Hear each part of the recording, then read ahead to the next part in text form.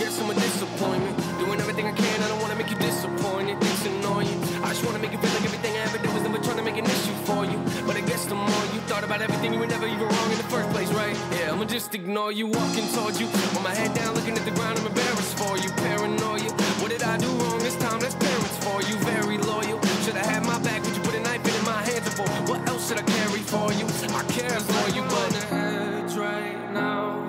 I wish that I could say I'm proud. I'm sorry that I let you down.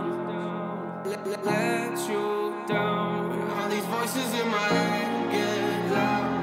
I wish that I could shut them out. I'm sorry that I let you down. Let you down. Yeah. You don't wanna make this work, you just wanna make this worse. Want me to listen to you, but you don't ever hear my words. You don't wanna know my hurt yet. Let me guess, you want an apology, probably. How can we keep going at a rate like this? We can't, so I guess I might have to leave. Please don't come after me. I just wanna be alone right now. I don't really wanna think it all. Go ahead, just drink it all. Both know you're gonna call them on like nothing's wrong. Ain't that what you always do? I feel like every time I talk to you, you're in an awful mood. What else can I offer you? There's nothing left right now. Give it all to you. On the edge right now. I wish that I could say I'm proud. I'm sorry that I let you down. Let you down. All these voices in my head get loud. I wish that I could shut them out. I'm sorry that I let you down. Let you down. Yeah. Don't talk down to me, that's not gonna work now. Packed all my clothes and I moved out. I don't even wanna go to your house. Every time I sit on that couch, I feel like you lecture me. Eventually, I bet that we could've made this work and probably would've figured things out. But I guess I'm a letdown, but it's cool, I checked out. Oh, you wanna be friends now? Okay, let's put my fake face on and pretend now. Sit around and talk about the good times. That didn't even happen. I mean, why are you laughing? Must have missed that joke, let me see if I can find a reaction. No, but at least you're happy. Feels like we're on the edge right now. I can say I'm proud. Sorry that I let you down. Oh, I let you down. All these voices in my head get loud, and I wish that I could shut them out. Sorry that I let you down. Oh, I let you down. Yeah, I'm sorry. I'm so sorry. I'm sorry that I let you down. I suppose we should get going. Yeah! Let's go. 10, 9, 8, 7, 6, 5, 4, 3, 2, 1.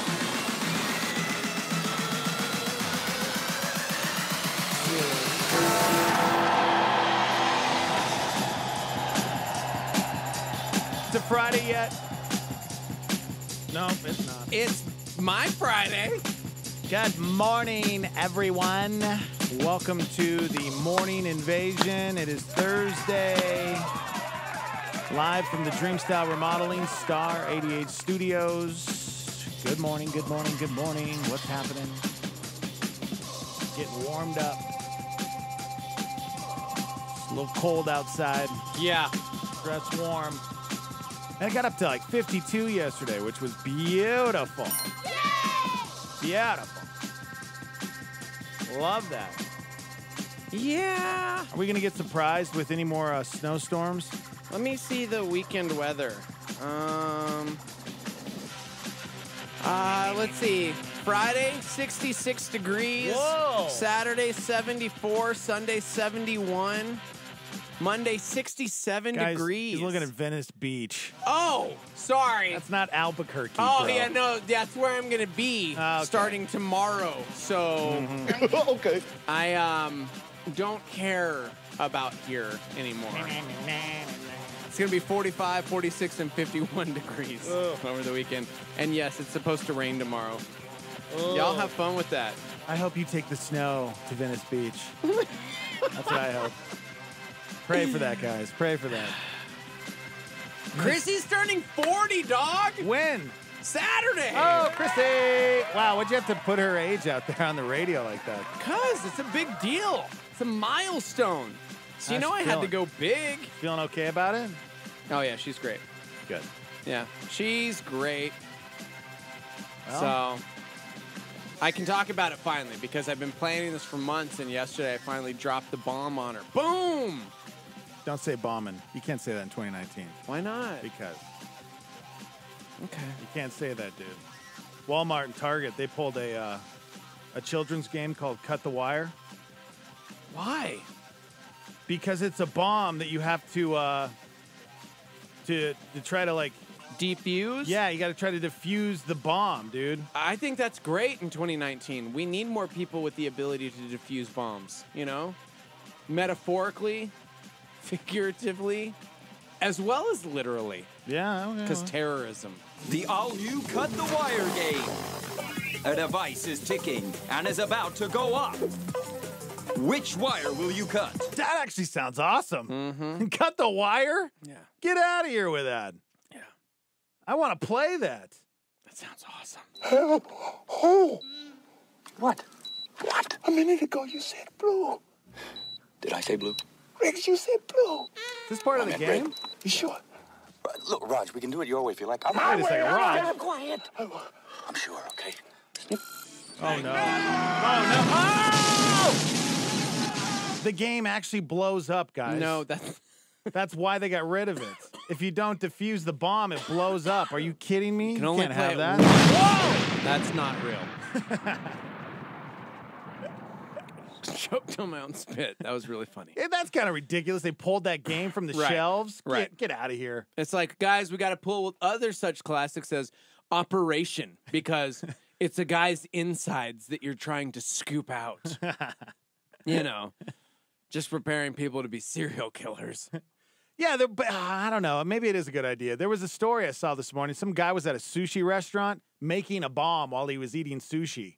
Is that real? Yeah, I'm that serious. I've heard of sake bombs, not sushi bombs. Am I right? Okay. I'll go. All Okay. right. Okay. Yeah. Okay, well. Is it too early for those jokes? Yeah. Come on, man. Yeah, the cops in Iowa arrested a guy on Tuesday who built an IED while he was having Oh, dinner my at a sushi restaurant. What? Could you imagine? What? Maybe it is a good idea they took this thing off the shelves. No. We need more people who have the ability to disarm You these know things. what? Good call, When you actually. got homies like chilling at a sushi joint making bombs, we need people that can disarm said bombs. Yeah, a guy was sitting at the sushi restaurant, and there was an explosive device. The police confirmed the IED was legitimate. Yeah. Okay, well, that's a little weird. So you guys are heading to Venice Beach for Chrissy's big 30th birthday celebration? Yeah, I will be murdered if I ever share video. But basically what happened is last night the McVeighs came over, Britt and Seth, and we're hanging out and Britt brought a present. And so she unwrapped the present, and inside of the present was a smaller present. Oh! And then she unwrapped that, and there's a smaller present. Oh, yeah. And then she's getting Oh. irritated. Smaller present. And then I got down to the bottom, and there were 3 pieces of paper in there, and one was a photo of Harry Potter. Okay. And one was a photo of the Venice canals in Italy. And You're one taking was her to Italy one after was Venice? a picture of an airplane. And so, yeah, she was so confused. She had no idea what was happening. And I wish you would have said, "You're taking me to Italy." Oh! So I was like, here, this might help. And I gave her a card that I had. And the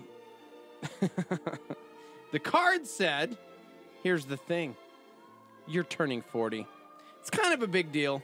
You're going to be old now. And it doesn't help that you're constantly raising 4 Jeter boys. So you need some serious time to be a I kid like yourself. That. I like that. Uh-huh. I like that. And kick off this new decade of you well. So, you should probably go upstairs and pack because I know how you mentioned Italy recently. She really did mention she Really? wanted to go to Italy recently. Ah. And I said, so we're flying out to Venice and ... beach. Oh, wow. Yeah, Italy can wait. So, but Hogwarts cannot. So I took care of everything. Yeah. That's awesome, man. Stop thinking about the weekend. Get ready for 4 days of beach life in Universal Studios. So basically, like, which is funny because she's been like stressing. Okay, Luke has baseball practice on Saturday, and so we got to make sure this, and we got to do this, and we got to make sure all these things. Yeah. And you already took care of it, didn't Everything, of course. you? You already took care of it. Yeah, they're not even staying with us today. Like, parents are taking the kids That's starting awesome, today, man. and Beautiful. we fly out tomorrow morning. Beautiful. Early, surprising her. Uh-huh. Staying on like got a cute little Airbnb in Venice You're a Beach. good gift giver. You know that? You are. She's never been to Hogwarts, and like she's the biggest Harry Potter fan I know. So I had to take her to Hogwarts. Duh. Some of that beer butter? So Butterbeer? it's called butterbeer. Yeah, Butterbeer? So That's cool. Which is funny because that's actually the card I got her for her birthday. Said the outside said, where is it? I'll find it. Hope you're in a really good place on your birthday. And then you open it up and it says, a place that serves alcohol. And I scratched it out and said, or butterbeer. Aw. That's cool. I'm or excited. Butterbeer. That'll be So, fun. gonna do that. Gonna go enjoy some beach life and celebrate my bride who's turning 40. Well, 40 is a big deal. It's a big you know? deal. It's It's a big deal. milestone. It We really gotta- is.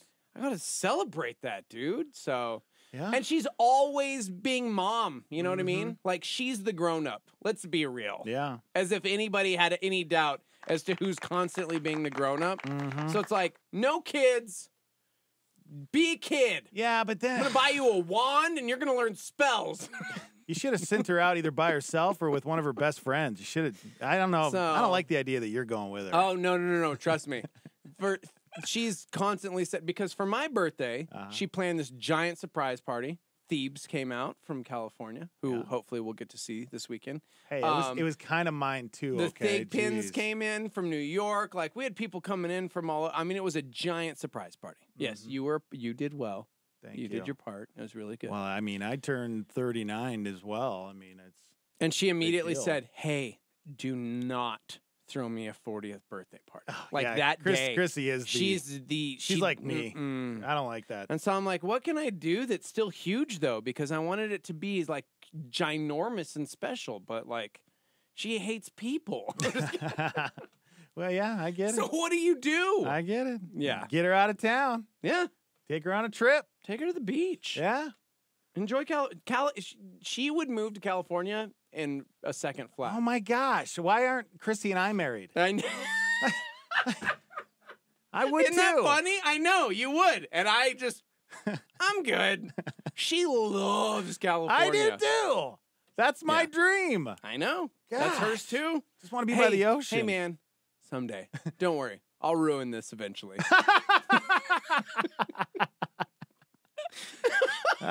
I just got to wait patiently. Yeah, huh? man. Just be patient. Okay, Just well. be patient. It's ridiculous.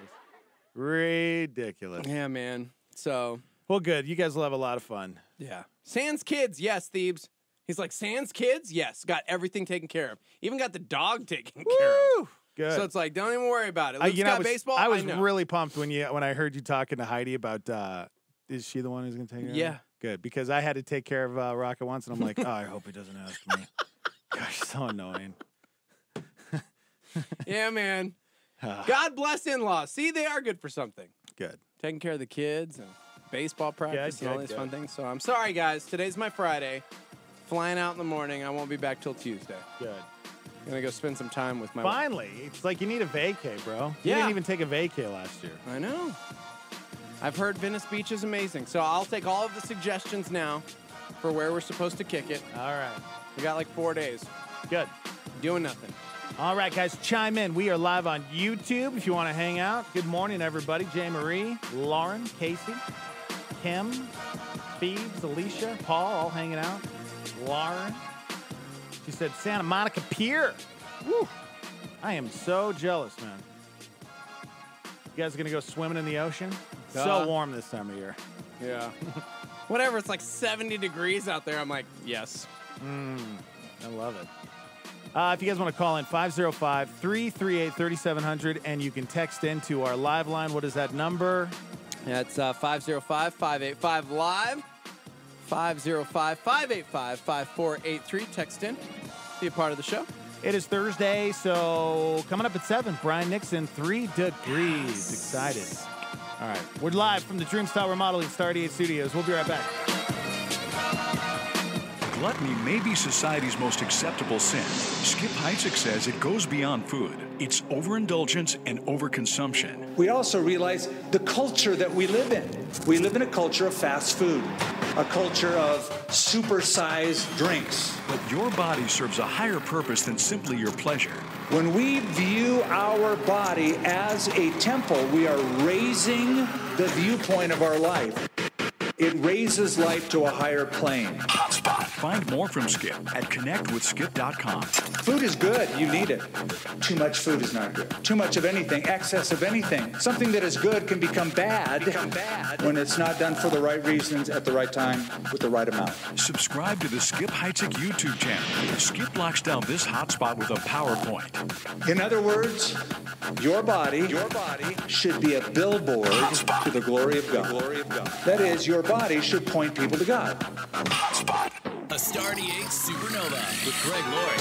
What would you do if prayer was suddenly made illegal? Happened to Daniel in Babylon. He was one of the king's advisors. The other advisors resented Daniel because of his influence. And so they decided they want to bring him down. But the problem was Daniel had no skeletons in his closet. So they reasoned, we're not going to find anything wrong with him unless we find it concerning him and his God. And they knew that Daniel had a great habit. He prayed every day, morning, afternoon, and evening with his windows open. So they said, let's get the king to sign a decree that no one can call on any god but him. Well, the decree was signed. Prayer is illegal unless it's offered to the king. So what did Daniel do? Well, what would you do?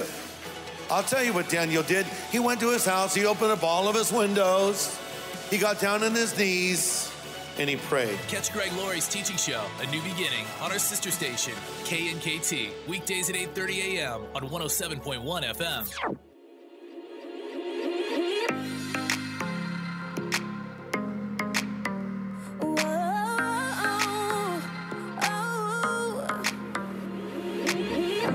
I don't really know why I've been feeling down, I've been feeling so low. I don't really know why, I can't figure out why I'm feeling so alone. Never really know why, all I think about is how bad it could go. When I really don't know, no. I get these thoughts inside my head, what if I don't have what it takes? What if things don't ever change, don't leave room for you? But what if you're holding me up? What if your love is enough? What if the power in your name could do anything? And what if you're making me strong? What if you were here all along? What if I'm right where you want me?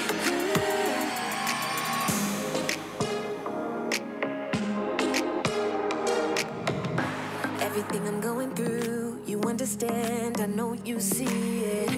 Every single thing I do, it's in your hands and I believe it. I don't really know why, I feel like I keep letting it down. There's nothing that can separate me from you and I believe it. What if you're holding me up? What if your love is enough? What if the power in your name could do anything? And what if you're making me strong? What if you were here all along? What if I'm right where you want me? I got these thoughts inside my head. What if I don't have what it takes? What if things don't ever change? Then I remember what you said, you will fulfill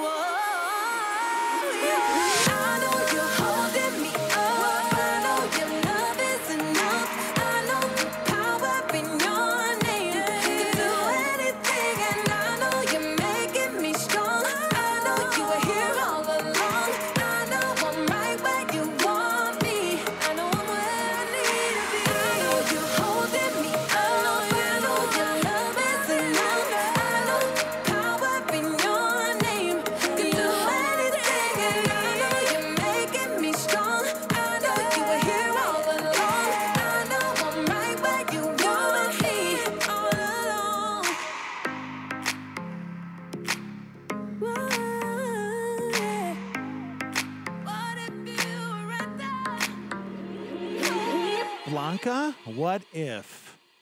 Let's play the what if game. Okay. I love that. All right. What if? What if? Let me tell you just real quick, guys. What if I had been murdered this morning? What if a guy showed up for Bible study and he really and Steve-O hates people want to show up for the Bible study? He wanted to murder Steve-O. What if? 627. High today of I don't even remember. 51. All right. The Morning Invasion with Dex and Steve-O on Star 88. Good morning. I have learned a valuable lesson. I do not trust people. Well, good. And Dex is a sucker. I'm a sucker? Yeah, you're the opposite of me. No, I'm the guy that's actually brave. I'm the one with the courage. Okay, let me tell you a story, guys. I pull into work this morning, and there's a truck parked next to Dex's truck, which, by the way, have you noticed that Mercedes, the box Mercedes car with the California plates, has been there for like a week? Oh, yeah. You know what? I have, actually.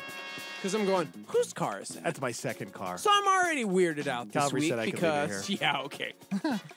Because there's a car that's just parked like a few. We have spaces. These are our parking spaces in my brain. Ours. Yes, Yes. I've parked in the same spot for 93 years. Mm-hmm. So I pull in this morning, and there's a truck parked literally next to your car. I'm like, that's really close considering there's 140,000 parking spaces in this parking lot. Yeah, why is it And they're parked literally right there? parked next to your car. Okay. So I pull up because I park close to you. And I get out of the car. The guy's kind of looking at me. He gives me the once over. And then he kind of does a head nod. And I'm like, head nod back. Boop, boop, lock my car. And I start walking. And I take about 2 steps. And then I hear door open. Oh, no. Close. And I'm going, okay, well, I'm not gonna be weird about this. I'm just gonna keep walking. You're waiting for the But he the doesn't say, bullet to hit your back. excuse me, sir. Hey, hello? Nothing. Nothing? He's just walking behind me. So I'm walking, and I go down the stairs, and I kind of do the little glance back. Oh, yep. And he's like 8 steps behind me. Just walking, not saying a word. So I'm like, all right. And I'm walking, and I go about another 100 feet or so. And then there's this corner over here before we get to the door. And I straight up run. You ran. Run inside, boop, magnetic lock, Such a and I'm like scaredy closing the door behind me. I'm like, man. not today, Satan. And I get inside, safe and sound. But then I turn around to look. The glass windows will totally protect us. Right. I turn around and the guy's going, dung, dung, dung, dung, dung, like trying to get jiggling the handle, trying to get in to our building. And I'm going, he didn't say a word to me. He just like followed me like a hitman.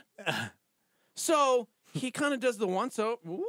Around the building, and he's coming back and he's looking in all the windows, and I'm going, dude, this is sketch, bro. This is what happened. I tell you the story, and this is what Dexter does. I'm gonna go outside and talk to him. Yeah, well, I mean, yeah. I'm gonna go outside and talk to him. If I die, you stay back. I did. I told him, stay around the corner just in case he shoots me. That way, like, you won't get shot, all right? And then you can That's call what the he cops. says, and so I'm inside going, You're like waiting.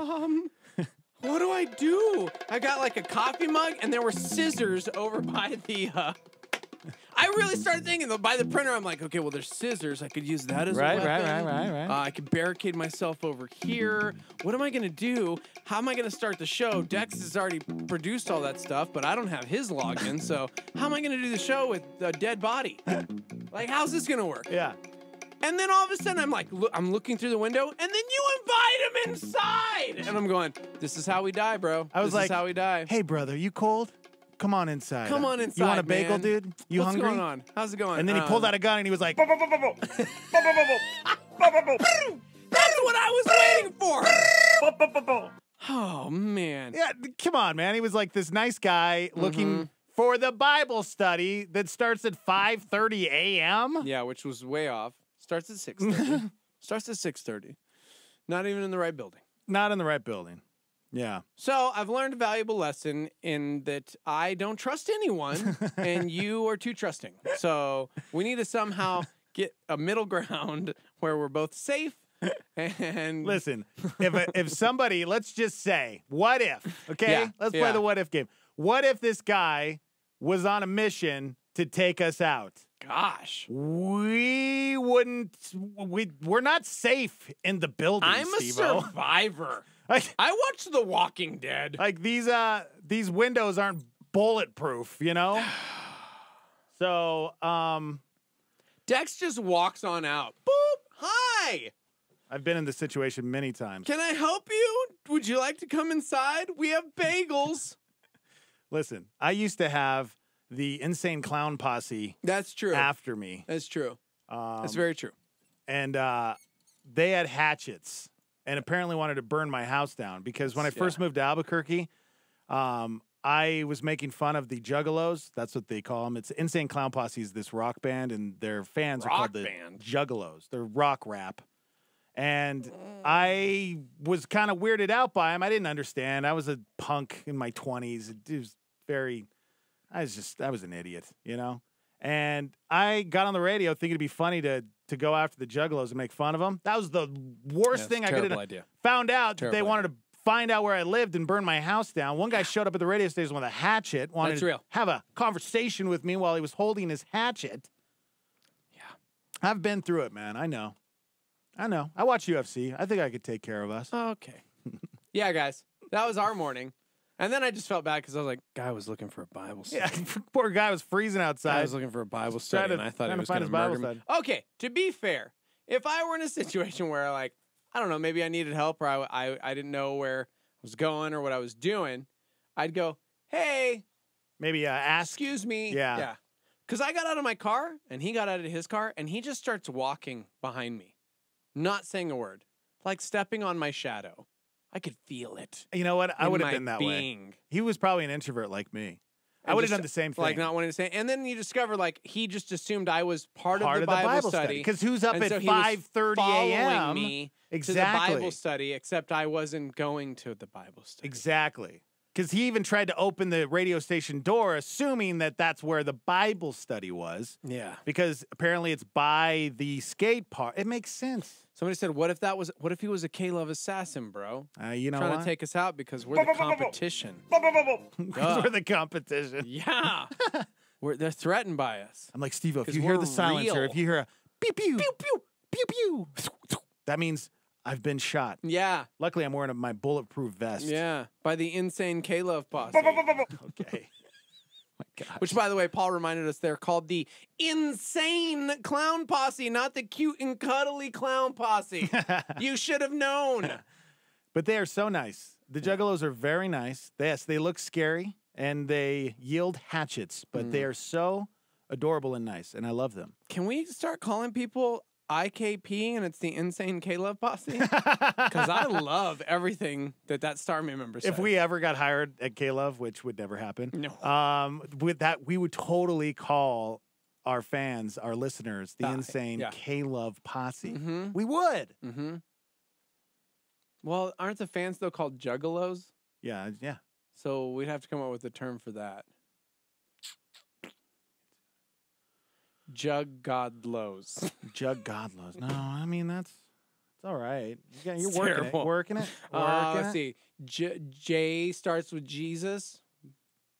No, here we go. Acronyms. Juggalos. Okay. Jesus under. Yeah. God. Are there two G's? Jugga. Got to be two G's, right? Or are there two L's?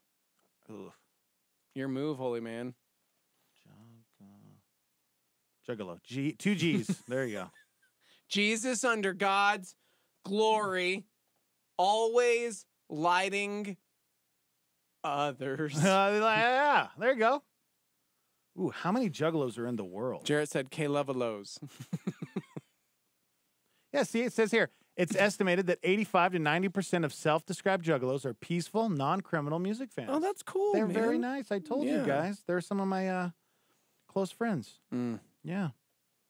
There you go. You guys learn something new every day. Somebody said, to be fair, I don't trust anyone in Albuquerque either. Yeah. Mm-hmm. How many Juggalos are in the United States?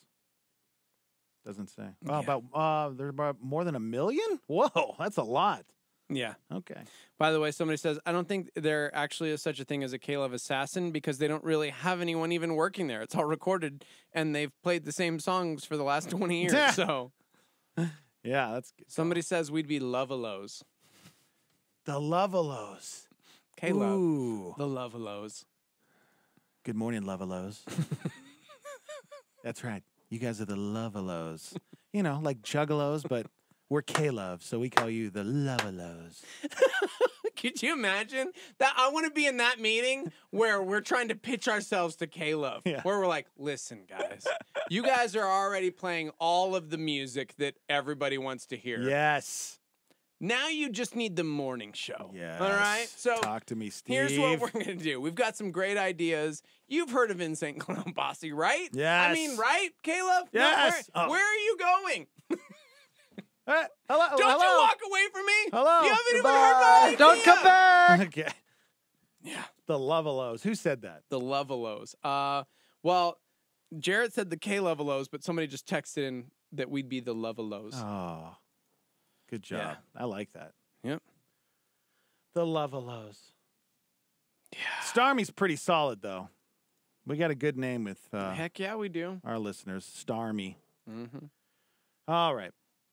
We got to take a quick break. We got Brian coming up here in just a little bit. That's right. 7 a.m., 3 degrees. It's going to be so much fun.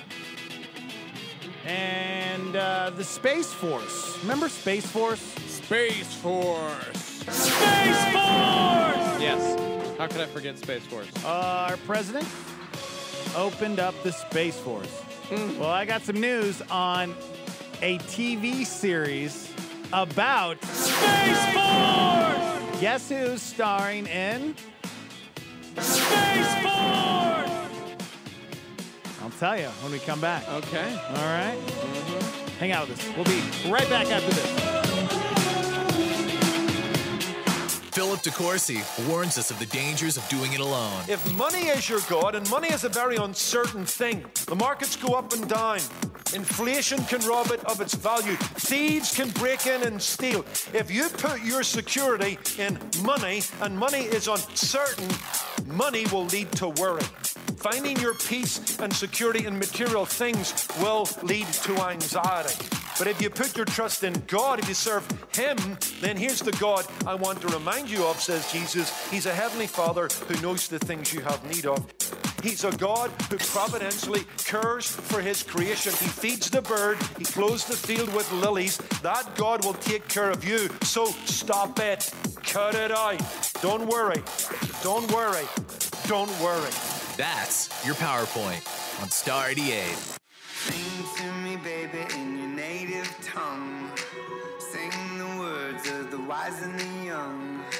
Show me the place where your words come from. Love's the language, love's your native tongue. Feel your heartbeat, bang the drum. Open up your eyes and fill your lungs. The same word from where the stars are flung. Love's the language, love's your native tongue. My heart is a beating drum. My head in oblivion.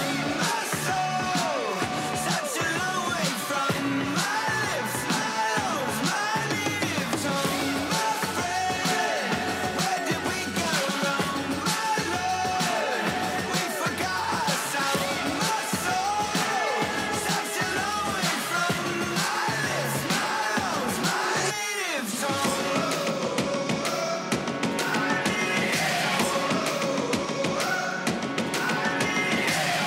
Sing it to me, whisper into my ear. Accusers' voices start to disappear. In the wind, in the tongues of the flame. In my soul, in my one true name. Back before we learned the words to start a fight. Back before they told us that the haters were right. He spoke the truth, let there be, and there was. Love's the language, love's your native tongue.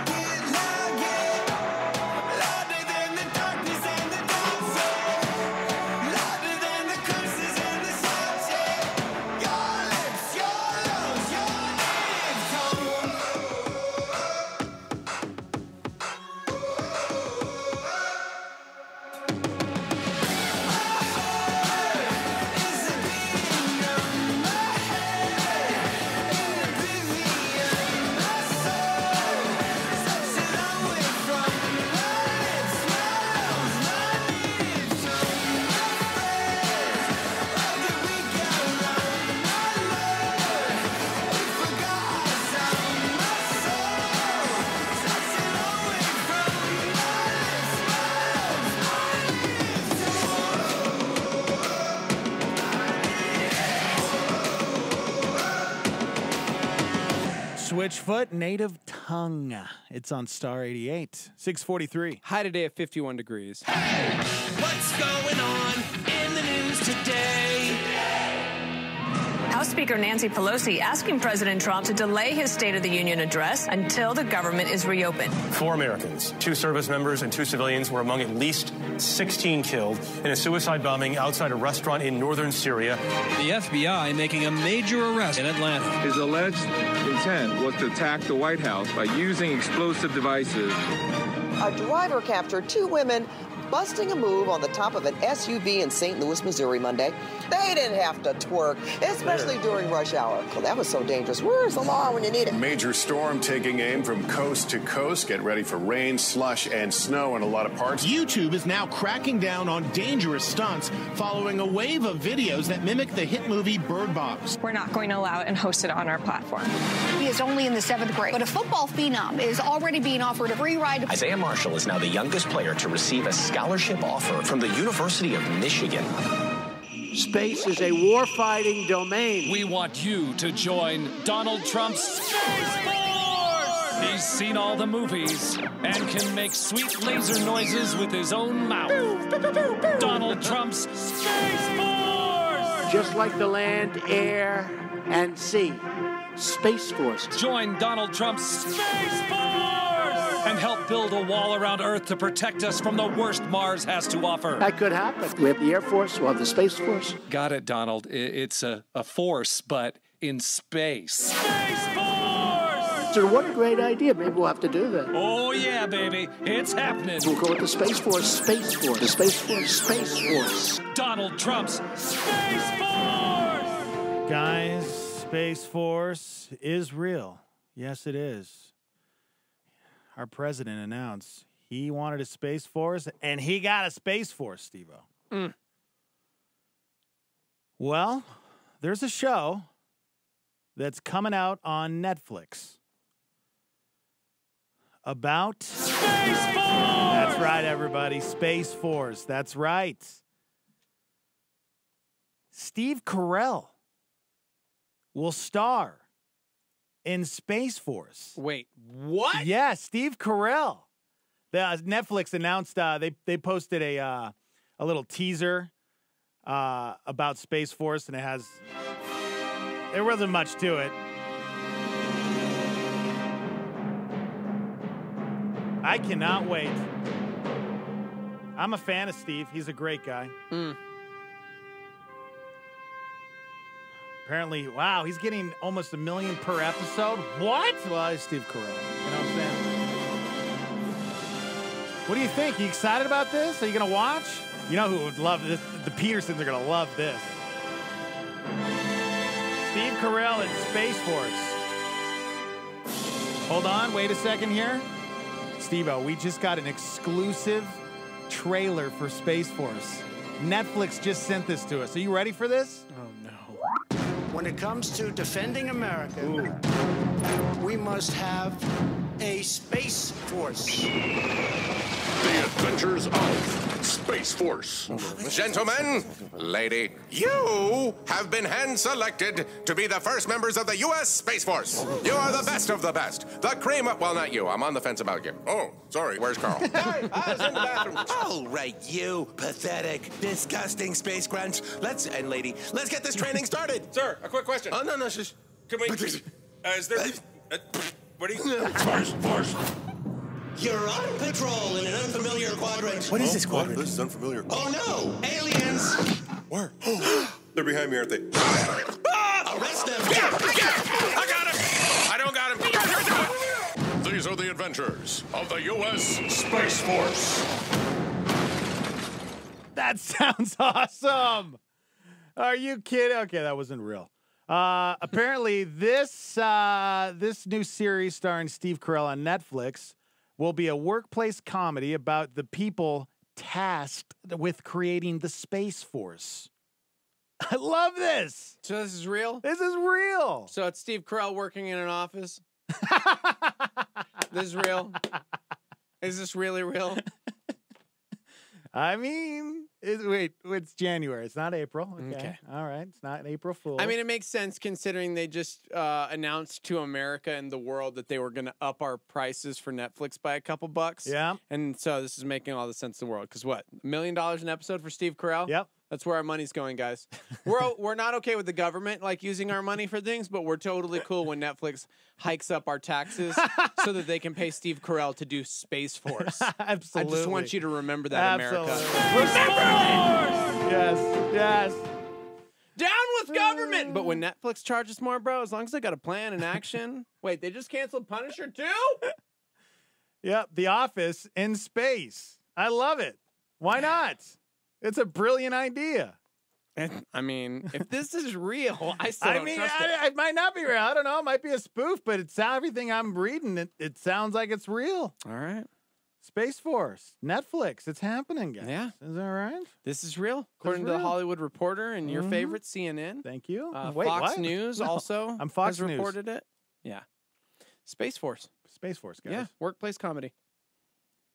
I'll be watching this. I'm a fan.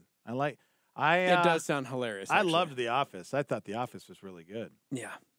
And that was wasn't The Office the first show, comedy show without a laugh track?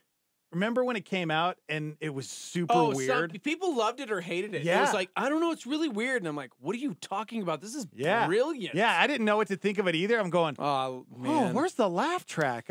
But, I mean, it's funny, but it's weird because we're so used to the laugh track. That sounds great. Yeah. And by the way, it really is done by the people who created The Office. Beautiful! So, of course, they got Steve Carell because, it's the creative minds behind The Office. Oh. So it's a workplace comedy by the people who created The Office about a group of people who is tasked with creating a new branch of the military. Oh, my gosh. Yes. Take all my money! I don't care. Hike up the prices. I don't even care. Yeah, it's Greg Daniels and Steve Carell, the creator and star, of course, of the American version of The Office. It's so great, man. Yeah. It's so great. Yeah, I wonder if a lot of the characters on The Office will be on it. Yeah, I'm wondering how this is going to go. I would love if it was just the exact same actors that were in The Office. Yeah. They just move it over They like just bring Space it Force. over. Like, this is John and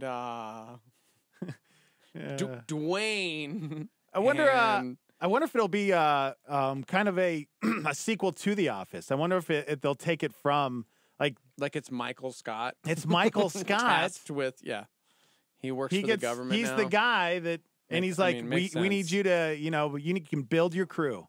Yeah. You can have your own people, and then he starts just bringing all the people from The Office in. Oh, man, great.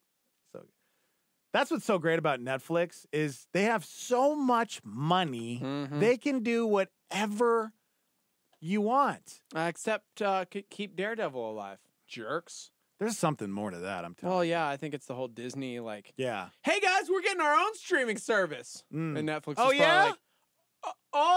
well. Then we're canceling it. That's not cool. Yeah. Yeah, there's more to that. Because they would keep, those have to be some of the most highly rated shows on Netflix. Yeah. It's a bummer. Oh, man. Everybody's mentioning Rainn Wilson now. They just want to see Dwight. I know, Everyone just wants to see Dwight. Seriously. So who knows? What do they don't have a date or anything? That's all we get. That was June. That was let's see. Did they say at the end of the video here? I will say Netflix is really good about announcing something, and then no official date, and then you get it pretty quickly. So hopefully 2019 coming soon. Coming soon. Maybe not.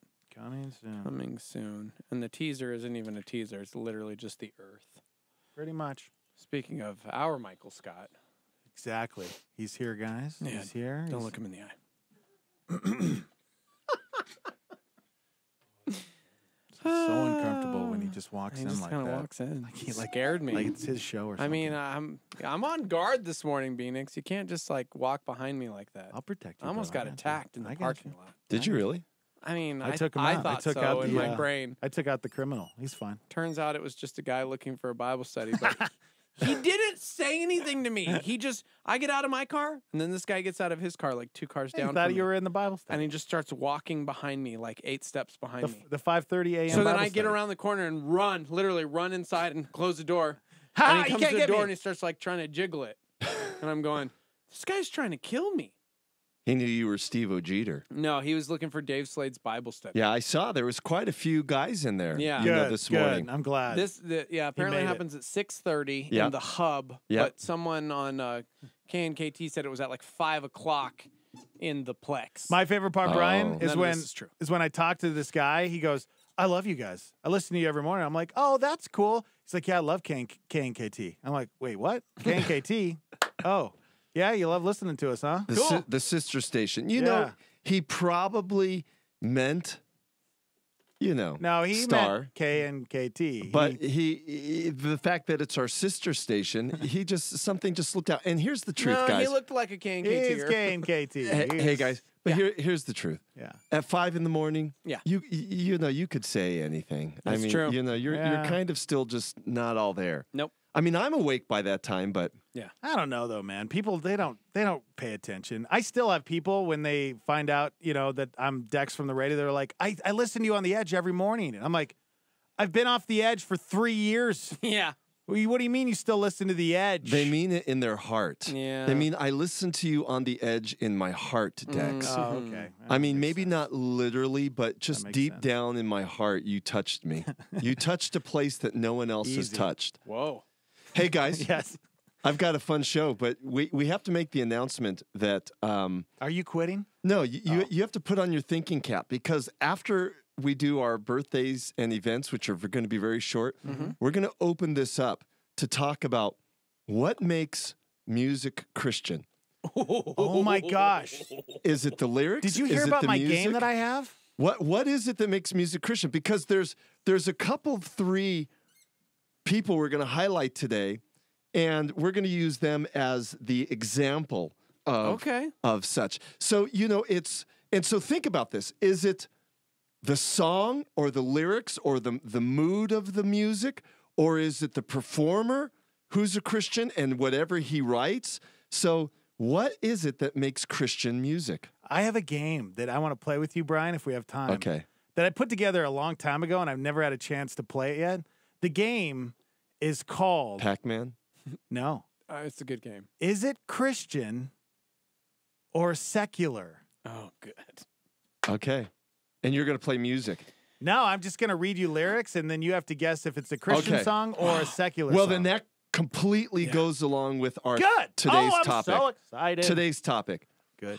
Yep. But we have to go to break before we start Are this. you running the show? Well, 'Cause, no. Because I Dex had a question. What? Hey, Dex. I just don't feel right until I hear that guitar music with trumpet. I know you get excited. I just know. don't feel like this is the show until you start your I know. little We got about music. a minute left, though. Okay, right? ask me a question. Did you watch The Office? I work in an office. Okay, you never watched The Office. No, I didn't watch The okay. Office. Well, we just announced. Netflix announced that they're bringing Steve Carell, who was like the guy for The Office back in the early 2000s when The Office came you know out. who used to tell me about The Office all the time, and he said, "Brian, you need to watch this because it's your type of show." Was Joey Belleville? Yeah. Joey Belleville. Every time I would come into the office, he'd go, "Did you see the new Office?" And I'd go, "No, I didn't, man. I got to watch it." And then I still, like 10 years later, haven't watched it. I feel like you would love The Office. I feel like I would too. But Netflix announced Space Force, and it's basically The Office because they had Steve Carell, and it's about building the Space Force that President Trump announced. Oh, my. It'll be exciting for all those Office fans. All right. Probably funny. Brian Nixon is here, and 3 Degrees is coming at ya right after this, live from the Dreamstyle Remodeling Star 88 studios. Elevate Trampoline Park Park is our new power partner. Elevate Trampoline Park has wall-to-wall trampolines. What does that mean? They have basketball hoops, jousting and ninja courses, dodgeball courts with a toddler area, rock climbing, and a foam pit. Party packages, toddler time, blackout teen nights, and theme nights are available. Located at the Country Club Center, 3301 Southern Boulevard, Southeast Rio Rancho, or ElevateRioRancho.com. Star 88 thanks Elevate Trampoline Park for their support. Alexa, what's your favorite radio station? Star 88. Alexa, why is Star 88 your favorite radio station? Because I can sing along with every song. You know, it'd be cool if I could use you to play Star 88. You can. All you have to do is say, Alexa, play Star 88. That sounds simple. Let's give it a shot. Alexa, play Star 88. Star 88 from TuneIn. New Mexico's Christian hit music station, Star 88. Pastor Jack Graham and a Star 88 Supernova. The potential for evil is in every one of us. We are capable. You are capable of any spiritual failure. It's true. We're all vulnerable to temptation. The potential for evil is in all of us, coiled like a snake ready to strike. And if we neglect spiritual discipline, if we live in self-confidence rather than in faith, then we are in danger of defeat. All of us. Peter boasted that he would never deny Christ. And you would think that courage would be the primary character of Simon Peter. In many ways, it was. But Oswald Chambers, the great devotional writer, said this: an unguarded strength is a double weakness. Catch Pastor Jack Graham, PowerPoint, broadcast weekdays at 10:30 a.m. on our sister station, KNKT. This is Star 88 at 88.3 FM, KLYT, Albuquerque, Santa Fe, and online at star88.fm.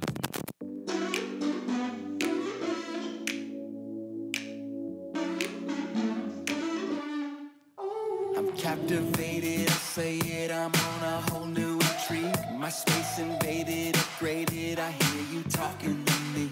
It's in the boom of the thunder, it's in the cool of the rain. And I'll say, I don't ever wanna get away. Tonight is beautiful, it's got my mind on you. And everywhere I turn is a reminder. I see you in everything, all day.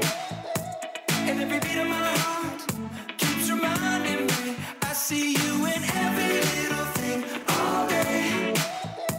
No matter where I go, I know your love is finding me.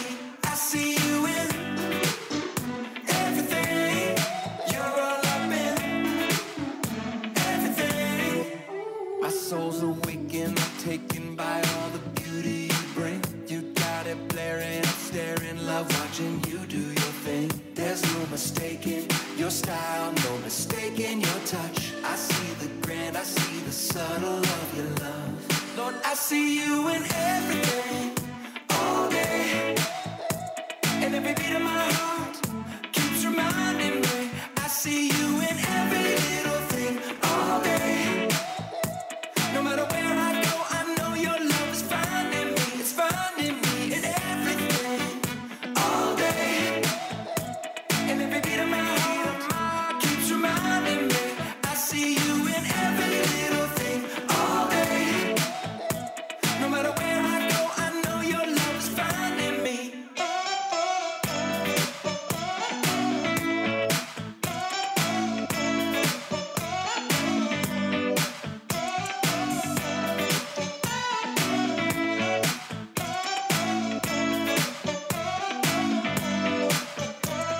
Tonight is beautiful, it's got my mind on you. And everywhere I turn is a reminder. From the sparkle in her eyes to the starlit open skies, you bring my heart to life, fill me with wonder.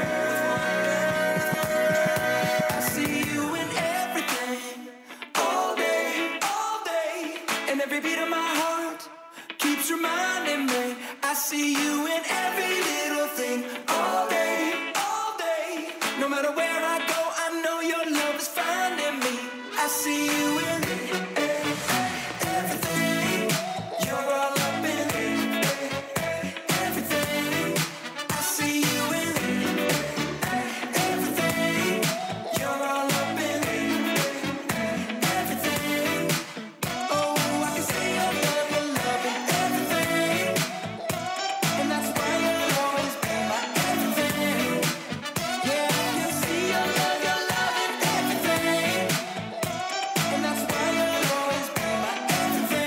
Toby Mac, everything. It's on Star 88. It's 7:03. High today of 51 degrees. The Morning Invasion with Dex and Steve-O. Oh, there it is. It is time, my fellow friends. Space Force, good morning. Albuquerque, good morning. Good morning, America. And good morning to Brian Nixon. Good morning, Dex. Good morning, Steve-O. Welcome. Great being with you guys, even though I snuck in and you brought me in at the last part of the last hour. Yeah, you betcha. That was really nice. But I was able to prep our people to say, listen, get on your computers, get on your phone during this hour, give Dex and Steve-O a call, because we're going to be talking about what makes music Christian. Is it the lyrics? Is it the tone of the song? Is it that a Christian wrote it? Or does music have at its essence, godly principles? Mathematical formula, Brian. K-Love and Air One have that formula that they will not give out to anybody. I'm with you. I'm with you on this. But I have our friend Stephen Christian on the phone first. So, Stephen, now that you're on the radio with us really quick, is there anything you wanted to say to our listening audience? I was calling you because I'm a little stumped on Colossians, a verse in Colossians. So, hey, audience, even pastors fully don't understand every text in the Bible. Pastors? So, I mean, we're using that term loosely. Am I right? Oh, man. Oh, man. Oh, my gosh. Who's that guy? Yeah. Wow. Well, call me back. I will, Stephen. But Stephen, hey, is that's cool that he still calls people in New Mexico. Hey, good to hear your voice. Stephen and I, not only do we call, we FaceTime. Wow. Yeah. Wow. Man, you're just making it worse. That's great. Stephen, I'm just saying publicly on the radio here how much we miss you. And don't come back. Oh, can you believe what I have to put up with, Stephen? Mm-hmm. I know what you put up with. Yeah. That's why I left. Yeah. Oh, man. Too soon. I'll call you. Bye. What a jerk. That's great. So I was like, where are we going with this? Oh, he was really calling He really is calling. So I've got some interesting things, guys. Speaking of, Stephen from Amberlin, they're a great example of what I was saying is that, there are bands that were crossover that may not have done quote unquote Christian music, but it was still Christian music in that it was performed by Christians. So we're going to be talking about that a little bit later in the broadcast. But at first, I've got some birthdays to start off with. Ooh, birthdays. Where's my birthday music? There it is. So on this day in 1706, our very own Ben Franklin was born. The $100 bill, yo? Yep. This girl I know, Chrissy Franklin, happens to be related to that guy. Hey, that's so cool. And, in times past, Dex and Steve-O, we've had Steve-O read poems. Yes. We've even had him read death prayers. We've had him read a lot of things from people who were recognizing. Well, today, I have a list of Benjamin Franklin's most famous sayings, and Steve-O is just going to pick a few of them.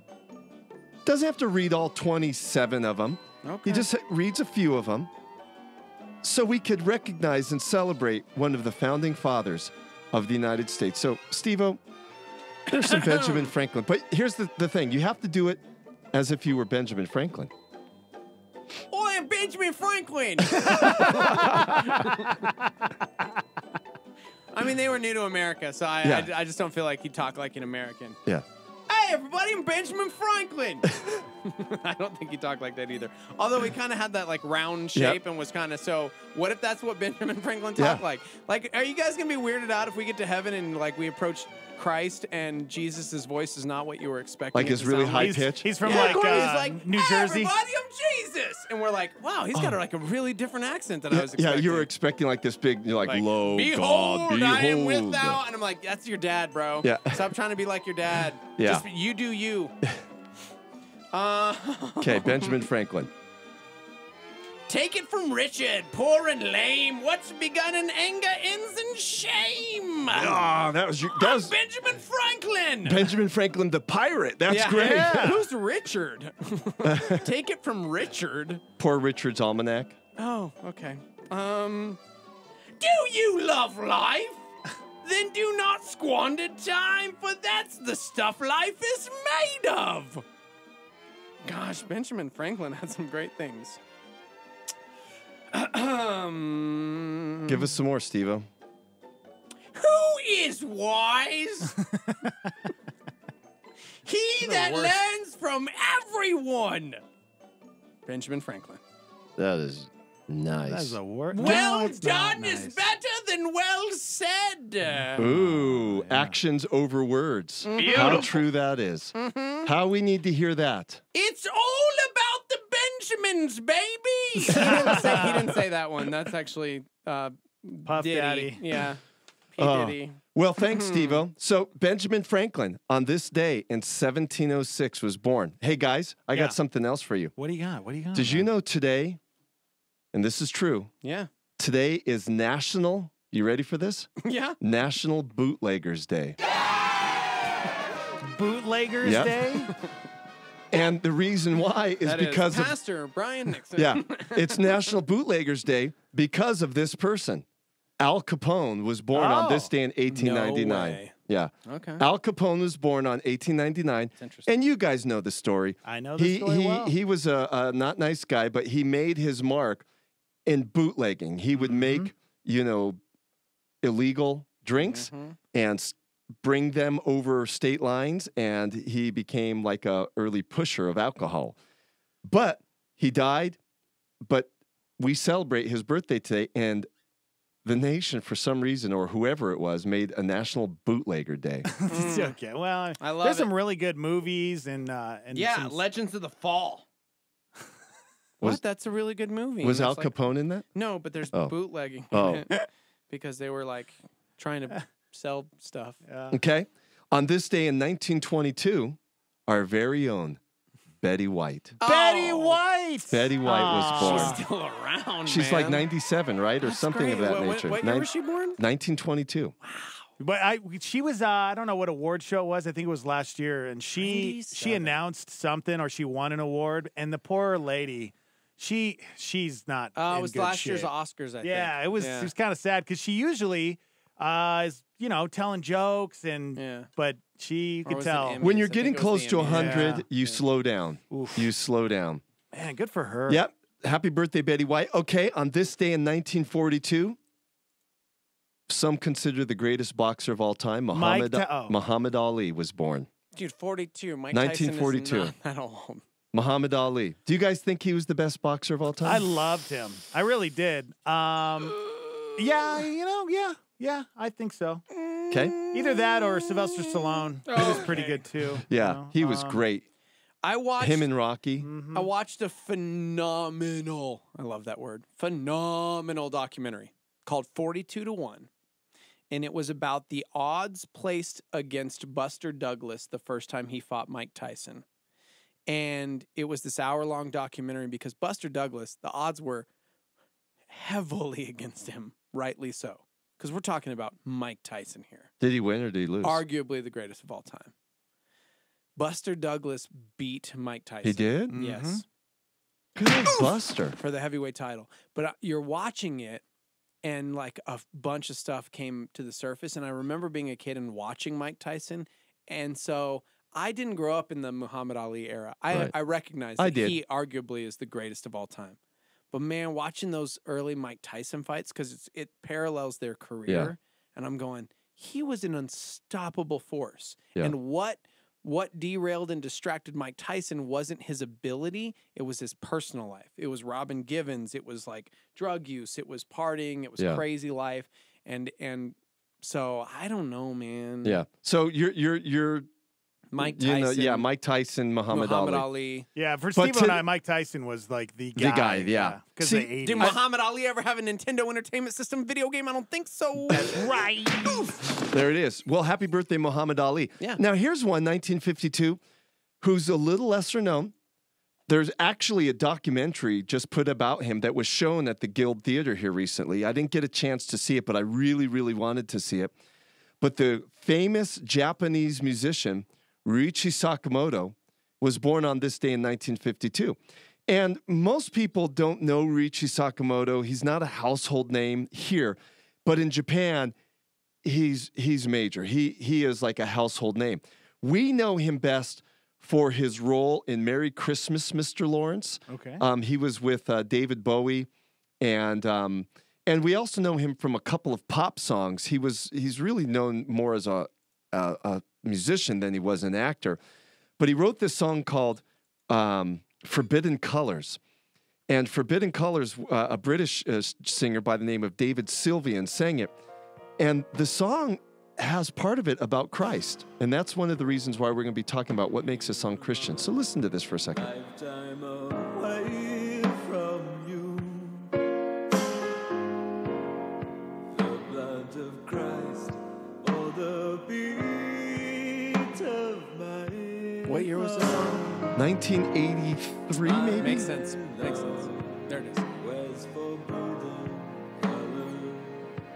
You listen to some interesting music, man. It's kind of nice. I kind of like it. No, it was actually a popular song both in Japan, it went top 10, and in England.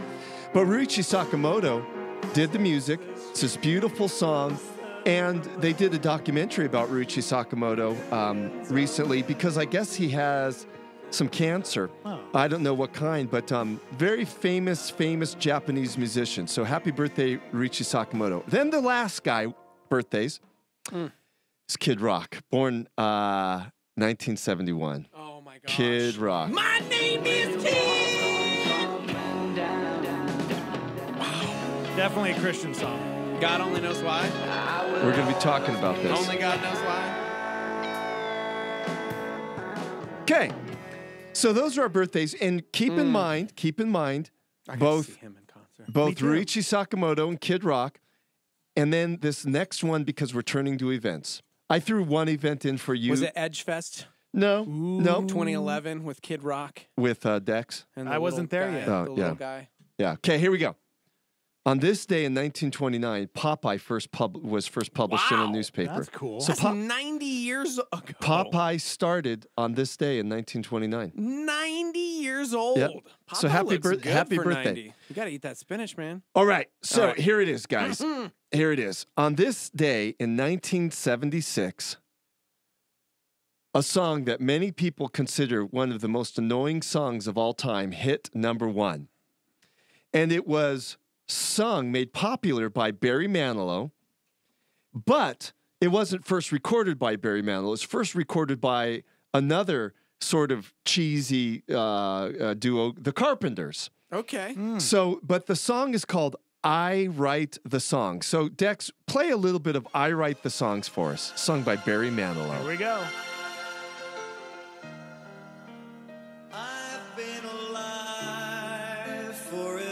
I can't say that I've ever listened to Write the very first song. Come on, let's sing it together. Okay.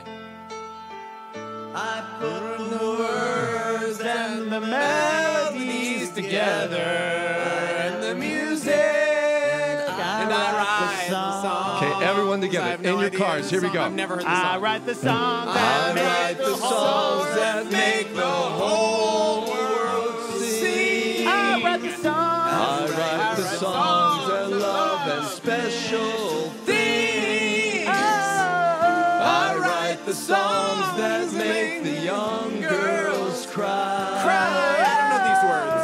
I write the songs. I write the songs. All right.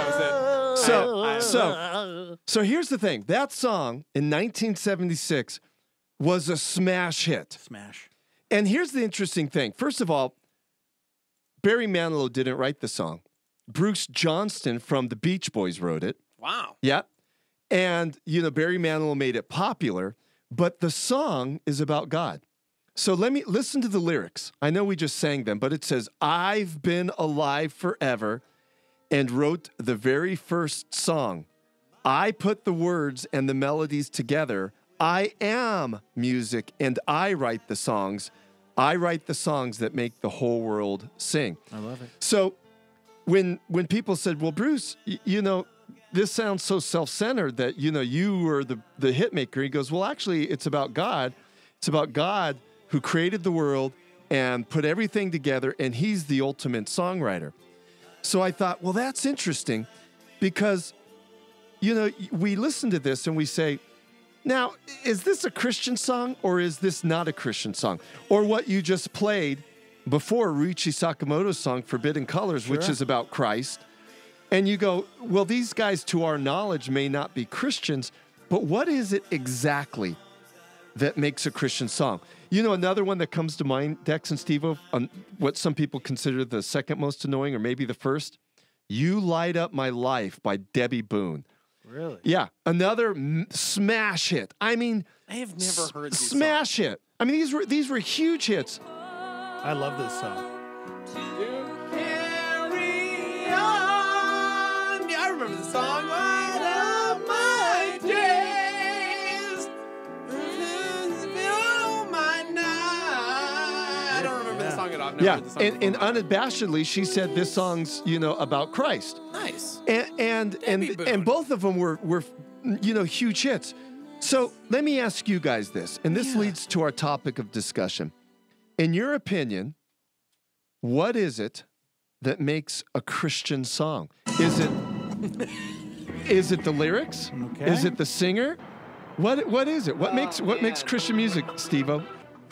Can we hold on to that thought, marinate for a second, take a break, and answer it when we come back? Yes. Yeah. Okay. We could do that. We can do that? That Think was about a teaser. it, Starmy. That was a teaser. Starmy? What makes a song Christian? What makes a song What's Christian? the formula? Do you guys know the formula? Oh, I got the formula. Okay, all right. All right. Four chords. We'll talk about it when we come back. It's 3 Degrees with Brian Nixon. Hang out with us. Hi, I'm Todd Nettleton, and this is the Voice of the Martyrs Radio. Renat and Risha faithfully serve Central Asia, sharing the hope of Jesus with friends and neighbors. But in recent months, they've faced increasing pressure from authorities and family members to stop their work. As a taxi driver, Renat was harassed by secret police for sharing the gospel with his passengers. And Risha, who owns her own business, recently served jail time after being falsely accused of misconduct by a client. Pray with me that this dedicated couple will continue to boldly share the gospel. Also pray that Risha's legal problems will be resolved quickly. I will not let my brothers and sisters suffer in silence. Nor will I let them serve alone. To join me in prayer for persecuted Christians, go to vomradio.net. A supernova on Star 88 with David Jeremiah. I have to say to you, men and women, that Mary knew more pain in her life than most of us will ever know. She knew about the godliness of suffering. And I'm sure there's no one in this building who has not wept and agonized in some way. Perhaps over your children, not like she wept for Jesus, but in other ways. I think Simeon's words are very appropriate. He said, when something's wrong with one of your kids, it's like a sword piercing through your soul. Is that not true? I mean, there's pain and then there's pain. And most of us as parents, we would take on 100 times the pain that we witness in the lives of our children if they're going through a tough time, maybe a sickness or a disease, or some relational issue at home or whatever. Turning Point with David Jeremiah. Don't miss it on our sister station, KNKT, weekdays at 11 a.m. on 107.1 FM.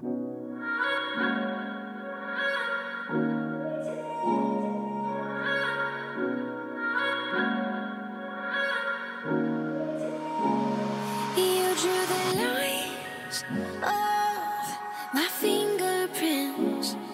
I'm the design, you're the artisan.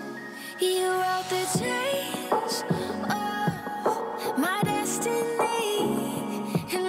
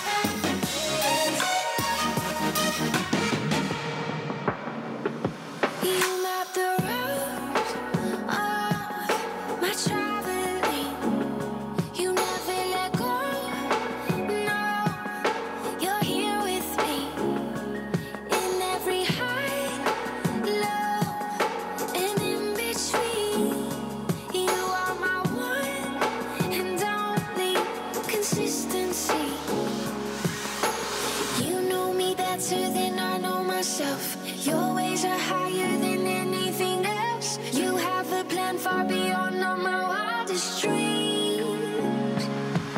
Just like you paint the fiery skies, you chose the color of my eyes from the start until the end of time.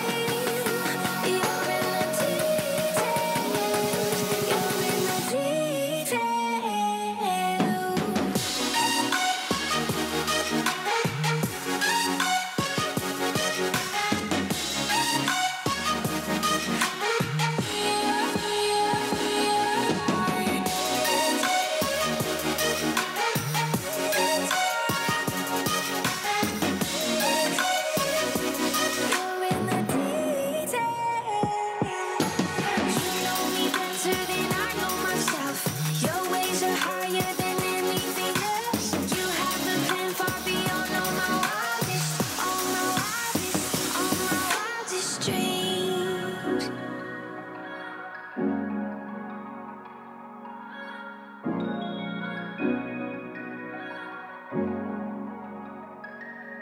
You say the moon to pull the tides. You speak and move this heart of mine from the start until the end of time. You're in the details. You're in the details. Sarah Reeves, Details. That's a Christian song right there, guys. That's an example of a Christian song. Am I right, Brian? Well, we're going to talk about that, Dex, I mean, because it said you're in the details. during the first hour, I just asked yes or no. Yes or no, Brian? yes and no. No, yeah. Is it a Christian song? Well, it has Christian content. It is yes. 726. He doesn't know the formula. I did 51. The Morning Invasion with Dex and Steve-O. That's all right. That's all right, everybody. Brian Nixon, 3 degrees. Yes. Go ahead, Brian. Well, Floor's yours. welcome back, Dex and Steve-O. I missed you guys during that station break. I missed you too. Yeah, so, we were talking about what makes music Christian. Is it the lyrics? Is it the performer? Is it that there's something inherent in music itself that's from God?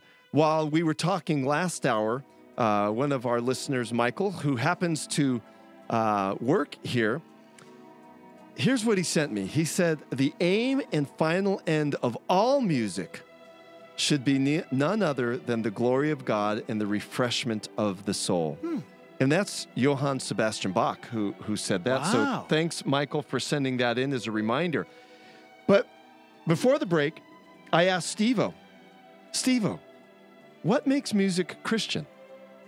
And then we went to break. So, Steve-O, we're going to start with you, and then we'll get to all our stormy listeners. I think if a song is terrible, we know it came from the depths of Satan and Beelzebub. Yes. If it's not catchy, Yes. if it doesn't have a good hook or a melody, if the person can't sing, then their talents were not given by God, but from Beelzebub. Okay. All right. Dex, That's my honest answer. Dex, what's your thoughts? What makes music Christian? Christian music has to be written to express either personal or a communal belief regarding Christian life and faith, Brian. For examples, some common themes of Christian music include praise, worship, penitence, lament, or lament, and its forms God. vary Lament. widely. Laminate. I'm not finished. Now we know he's reading. Yeah, Go ahead. of course. Go ahead. But especially when you say laminate, that's what you put through a machine and it puts plastic around Yeah, paper. that's Christian, dude. Yeah, a lot of it seems laminated. But so. that thing you read, there's a lot of truth there. That themes that express, thanks. So here's the question I have for you guys and our listeners. If a person like we highlighted Barry Manilow, the first half, who is Jewish. We highlighted Ruichi Sakamoto, who is a Japanese, I think he's a Buddhist, but they both have music that have these, let's say Christian themes. Okay. So are they Christian songs? Kid Rock, his birthday we mentioned, Only God Knows. So it has a Christian-ish theme. Does that make it Christian music? What is it that makes something Christian music? I mean, I know it's a pretty heavy, deep philosophical question. Yeah, because here's the thing, especially working in the industry we work in. Right. Keeping that in mind. Right. Unfortunately. In 2019, I don't know if there's a correct answer because partially Christian music and a Christian song has become nothing more than a genre of music. Right. Like country music, like hip-hop music, Right. whatever it may be. Christian has become a label that is impressed upon a style of song that has 4 basic chords, 5 JPMs, that's Jesus per minutes, and unfortunately that's kind of what has constituted a Christian song. Now,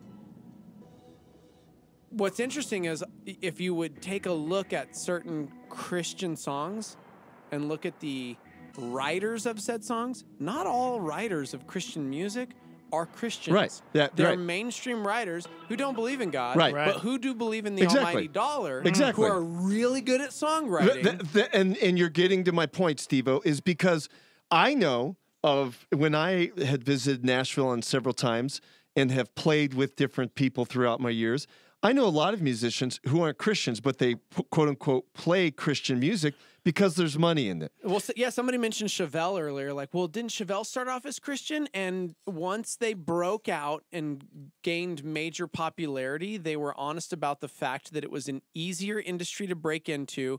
And if anything, they were, what did they call themselves? Not Reformed Catholics. They were, I can't think of the word. Anyways, they grew up Catholic and they've since like tried to Yeah. So they use the Christian music industry to springboard them into a bigger industry. Mm-hmm. But again, my point is that necessarily Christian music, or does all music inherently have something Christian about it in the sense that God is the ultimate author of music? Brian, I found some opinions from different types of people, groups they answered that question. When can music be considered Christian music? Okay. These are pretty interesting, Hit right? Hit us. This was one opinion. The men who sing the song must have short hair and the women must have long hair. Okay, really? That's an actual opinion. Okay. The song must be written and performed by mature Christians only. Excuse me. The melody must be paramount and the rhythm subdued. Huh. The song is designed to be played in church, not outside of church. The song must be completely new, not a cover of a secular song. And the lyrics must directly address God, not other people. Like, these are some opinions from people that say this is what. Yeah, and listen to some of those. I mean, how just crazy they sound. That the guy has to have short hair and the girl has to have long hair. So if a short-haired guy is on MTV, let's say, and he's singing a song, does that make the song Christian just because he has short hair? Or this one right here, the song must mention God or Jesus. We get this all the time. We'll play a song and they'll be like, "That they didn't mention God or Jesus in the song at all." We didn't hear Jesus once, but then on the flip side, it's like, okay, because somebody, playing devil's advocate. But what about Personal Jesus by Depeche Mode? They say Jesus' name a lot. Does that make it a Christian song? Right. And here was the interesting thing is we know Johnny Cash covered that because he felt it had Christian content. Yeah. In obviously, Depeche Mode, when they wrote it, kind of had sarcasm in mind. But for Johnny Cash, it was a real thing. It was like, no, Jesus is personal. Yeah, same with her. Covered 9 Inch Nails. Exactly. Hurt, and that was a very deeply personal track. Exactly. Still, I still think the best song. I mean, you look at Johnny Cash also covered Nick Cave's, one of Nick Cave's songs, and same thing. He personalized it. He said, these lyrics, you may not have meant them. Right. For what you intended, you may not be a believer, but I am, and they mean something. And he used it for God's glory. So again, so it's like the song in its original form wasn't even written as a Christian song, but Johnny by Cash Christians, took it, right, and turned it into something very deeply personal. So then, is it the artist that makes it a Christian song because they are using art as a way to show their faith or their love for God? And I think Michael, when he texted that quote from Bach, I think there's some truth to that. I think a Christian song or Christian music is a Christian, first of all, is a person. Sure, there's content with that, but a Christian is a person. So if a Christian is creating art, be it music, be it worship music, be it classical music, be it country music, be it rock music, if they're creating it, inherently, there is going to be some sort of expression of their faith through that. Maybe not lyrically, maybe through the sonic tonalities or whatever. But it's just interesting. So, going back to that list Deck said, what someone said, that a Christian music is if the guy has short hair and the girl has long hair. Well, man, then there's a lot of Christian music out there that has that aren't sung by Christians. Yeah. 80 Camp, one of the first ones I thought of, Jeremy Camp's wife. She was in a band called the Benjamin Gate, and she had that cute, short, spiky hair. Yeah. Lee Nash from Sixpence, she has short hair. Yeah, so they're not. Let's not be Christian. Right, they're not Christian. That's what's hard, and I don't like. This conversation gets harder for me, I think, the older I get, because I don't like pigeonholing anything. Right. Like, this is inherently Christian or this is not, because I believe God can use art, music, movies, whatever it is, to stir something in your soul to point to him that maybe didn't have that intention from even the artist that created it. However, you find yourself searching or find yourself, because there are certain songs that move me in a way that that draw me to my creator. Exactly. And here's the thing. I like to remind people that biblical songs cover the whole scope of human experience. The Bible is not silent on any area. It speaks about war. It speaks about violence. It speaks about love. It speaks about intimacy. The list goes on. Yeah, dude, Song of Solomon. So Marvin Gaye's "Let's Get It On," definitely a Christian song. But he was a PK. He was a pastor's kid. And Marvin Gaye, sadly, his dad killed him, who was the pastor. But the thing is, that's my point. It really is an interesting thing, and I know a lot of people are chiming in. I'm seeing your little thing going off over there, Steve. What are some of the listeners? I was going to say. What are some of these people saying? Left and right. I'm going to try and go back. Lyrics and story. Is that the same thing? The Testimonies, the band? I don't know. This is a hard question, but I'm interested. I like heavy Christian music. This one. Oh gosh, I always get it wrong. Like the hip hop crew. That Lecrae is part of. No. Tripoli is great. Alicia. Wasn't Chevelle a Christian band? The more I look, that was accidental, so they didn't break in purposely through the Christian industry. The first album was placed in Christian bookstores because they knew that the guys were Catholics. Oh, okay. And so the word I was looking for earlier, recovering Catholic. That's what he called recovering himself. Catholic. He was a recovering Catholic. They still believed in God, but they were so put off by the Christian music industry that it was like, I'm out. Yeah, right. What do other people say? Let's see. I think this is from Paul. I think most Christian music is just a typical pop song with the Jesus or God thrown in.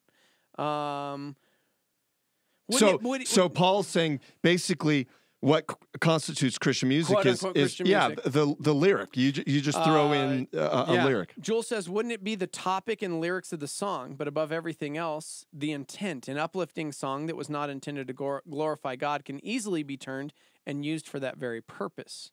Paul also said, ultimately, I think it boils down to what speaks to you and what you will listen to, like Skip said about what version of the Bible is best, the one that you'll actually read. Yeah, and this goes back to what you were saying, Steve-O. Paul's comment is that, the Lord could use, quote-unquote, secular songs, and he could use them in your life to draw you close to him. I know a friend, his name's Kit Lloyd, was in California, older than us in this room, but the song that brought him to Christ wasn't any Christian song. It was Desperado by the Eagles. Wow. So the Desperado by the Eagles was the song that is what brought him to Christ. That makes sense thinking of the lyrics in my head. But you know what I'm saying? Yeah. He had never donned the door of a church. Right. But it was an Eagles song, and none of those guys were believers. Let me tell you that, particularly at that time when that song came out. But God used that song to draw him to Christ. That's really interesting. I'm like hearing the lyrics in my head going, I could see that. Yeah. Because if you're at a crossroads in your life and you've been doing the same thing over and over and over, and finding the same result and searching and wanting something new. Right. Because it's kind of that reminder of like, dude, change. Make Sure. a change. Yeah. Come to your senses. Like you've been doing this for too long. But it's just echoing what you and Paul said. You know, God could use these things in your life. And so... Oh, dude, a song that... And I mean, to me, of course, they wouldn't say that they're a Christian band. They are sold out, solid believers. But... the song that makes me more excited for heaven than any other song in the history of ever is Where the Streets Have No Name by U2. U2, yeah. Nothing gets me more pumped than that. No, and Steve, you know, I wrote down on my notes here, you know, U2, Switchfoot, even Amberlin, you know, Stephen called this morning. And there are groups, there are crossover groups, they're Christians, a.k.a. U2, a.k.a. Switchfoot, Amberlin, and such.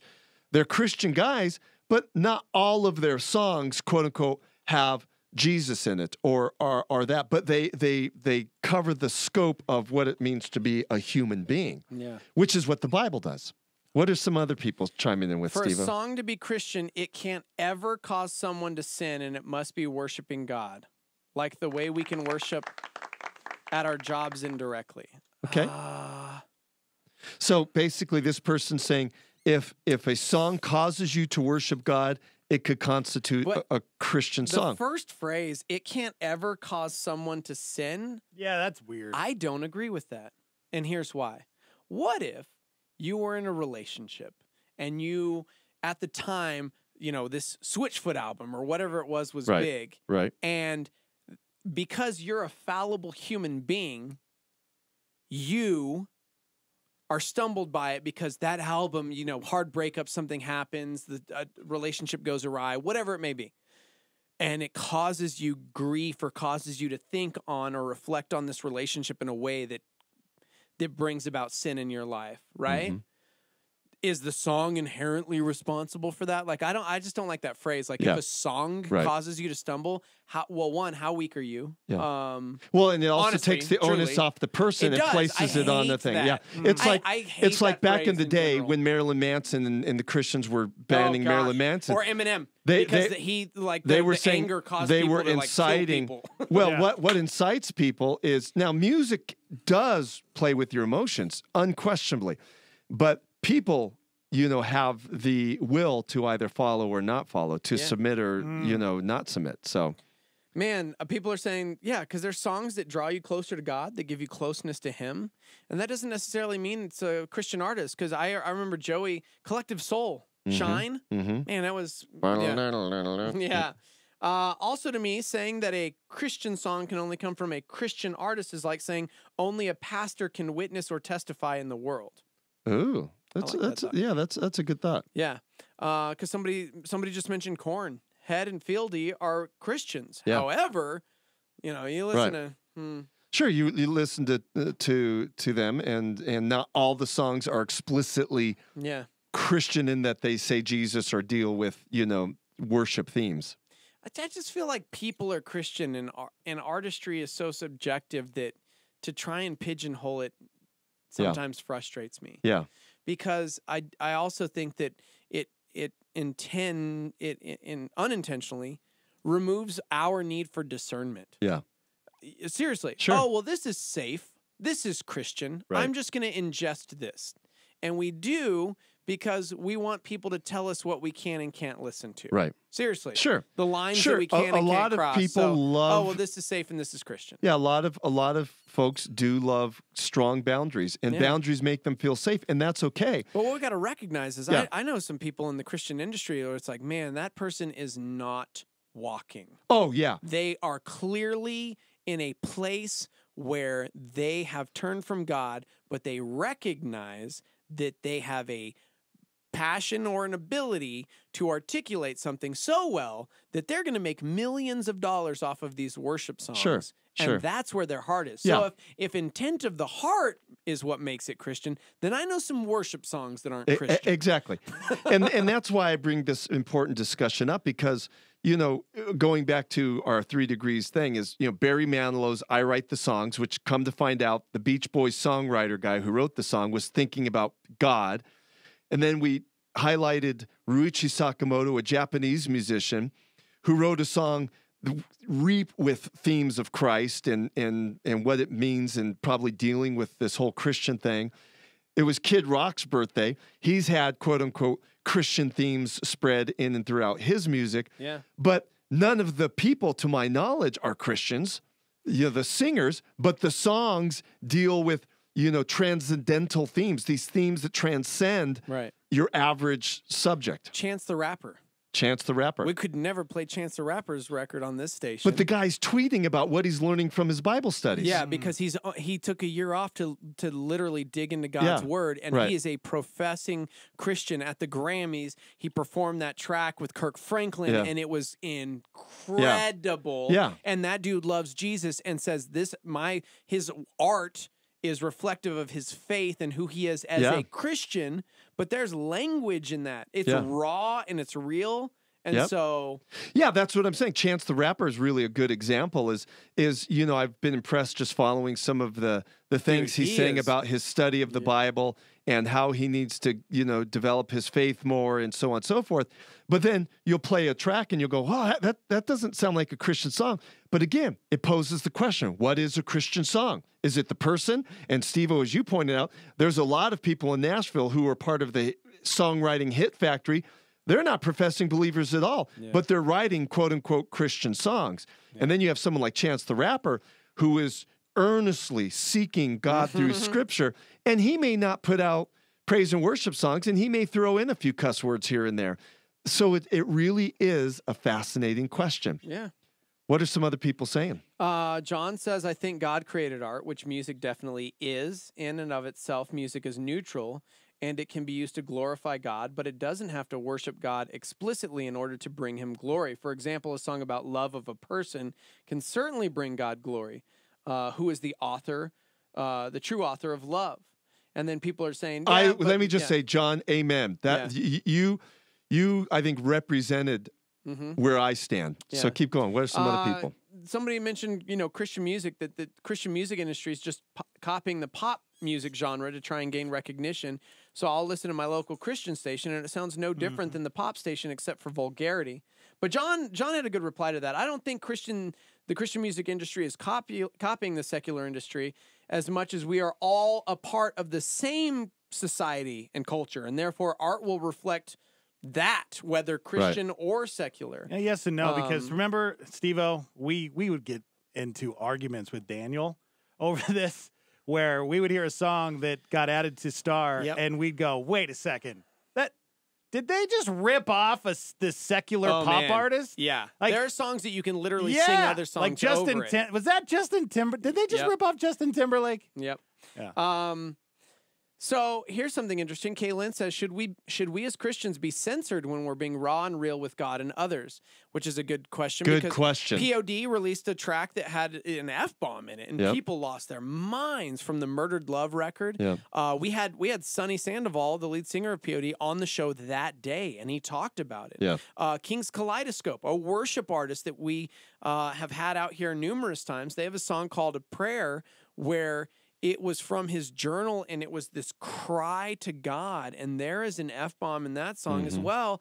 And people were going, what? Because it was a worship album with, a parental advisory on it.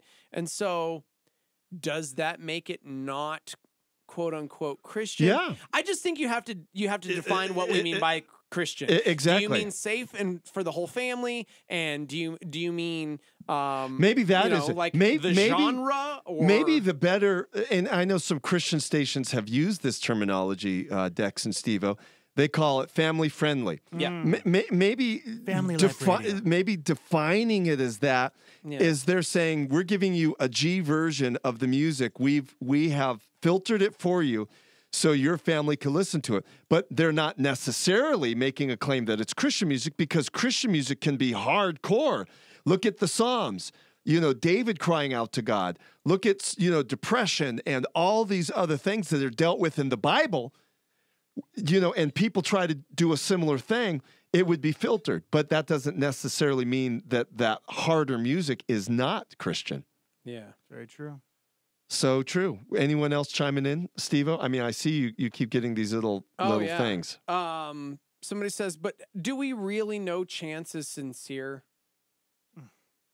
I only know what he says. Right. I don't spend enough time around Yeah. anyone to, quote, know them. So when it's like, well, okay. Yeah, it's true. Well, we don't know the sincerity of any Christians. You know, what about the sincerity of anyone you're playing on here on Star? Lauren Daigle, we play her more than just about any other artist. Yeah, do we know her sincerity? I mean, I've never met her. Have you guys met her? Right. No, I haven't. Yeah. No. Okay. I can't wait to, because she's coming in February. But I mean, she recently came out talking about the fact that she is not a Christian artist, that she is an artist. And then, of course, she writes music to worship her creator, and she professes Jesus Christ as her Lord and Savior. But she herself said she wouldn't consider herself a quote-unquote Christian artist. Yeah. She is an artist who loves Jesus. Yeah, and Steve, I think it goes back to something you said earlier in the broadcast. And that is, you know, a lot of people have been burned by the industry. They see that you don't fit nicely into this little square box. Yeah. So I think a lot of artists are distancing themselves from that square box, saying, listen, part of my life is a Christian, and there's going to be times when I am going to sing praise songs.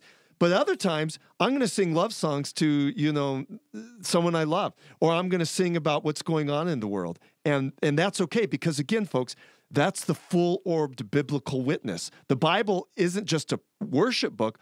It's a book of history, of prayer, of love, of romance, of all of these things. Dude, I was listening to NF this morning, hip-hop artist, on my way into work, and he had a line, and I was like, dang, dude, that'll preach. Because he said, church is where he learned about God, but it's also where he learned to judge. And I was like, dang, dude, that is a really raw statement, because it's true. Mm-hmm. I think we need to be careful, because sometimes we will inadvertently place people on a pedestal and go, this is a Christian artist. Right. This is what it means by that.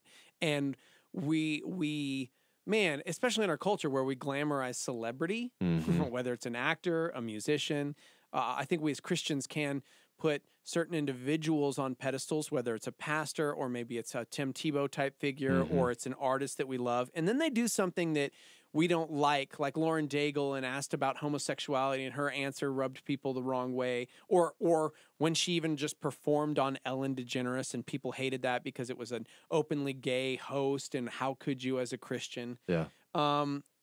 Which I think is sadly becomes, these crazy knee-jerk reactions by Christians that causes these artists to, like you said, just have this weird taste in their mouth about the Christian industry. Lauren was interviewed last week and asked what she calls herself, specifically if she considers herself to be a Christian artist, because her music is so mainstream. Yeah. She said, I feel like those labels get put on you by other people. I was reading articles, I read them here and there, and one of them said Christian artist. The other one just said artist. But I think part of me is just an artist because that encompasses everything. That's kind of how I see myself. She said, they asked her if she's more cautious now as she's gaining notoriety with mainstream listeners about her faith, and she said no.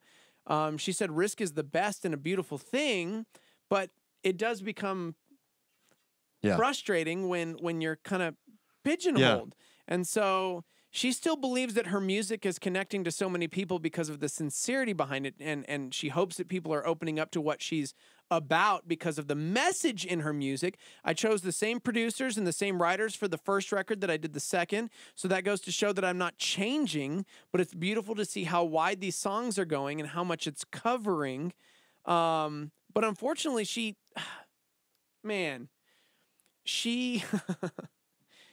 getting destroyed by Christians right now because of things that she said and the fact that, whether or not she's a quote unquote Christian artist. She said, my music is having crossover appeal, but that it doesn't mean that I'm leaving one for the other or that I'm going to be swept up by one thing or the other. For me, it's like, everything just got even more clear. Everything just got clear as to why it is that we go and we love people who are outside of the walls of the church, outside of the walls that we're comfortable with. Yeah. So my challenge to Christians is, rather than use words to hate and despite and to hurt and divide, pray for her. I remember back when I was first getting in ministry. This is back in the early 90s. And there was this guy that was in the youth group I was overseeing. And he was really, really, really upset that U2 was quote unquote not being sold in Christian record stores and so on and so forth anymore. And he just thought, man, these guys are losing it. And I said, you know what?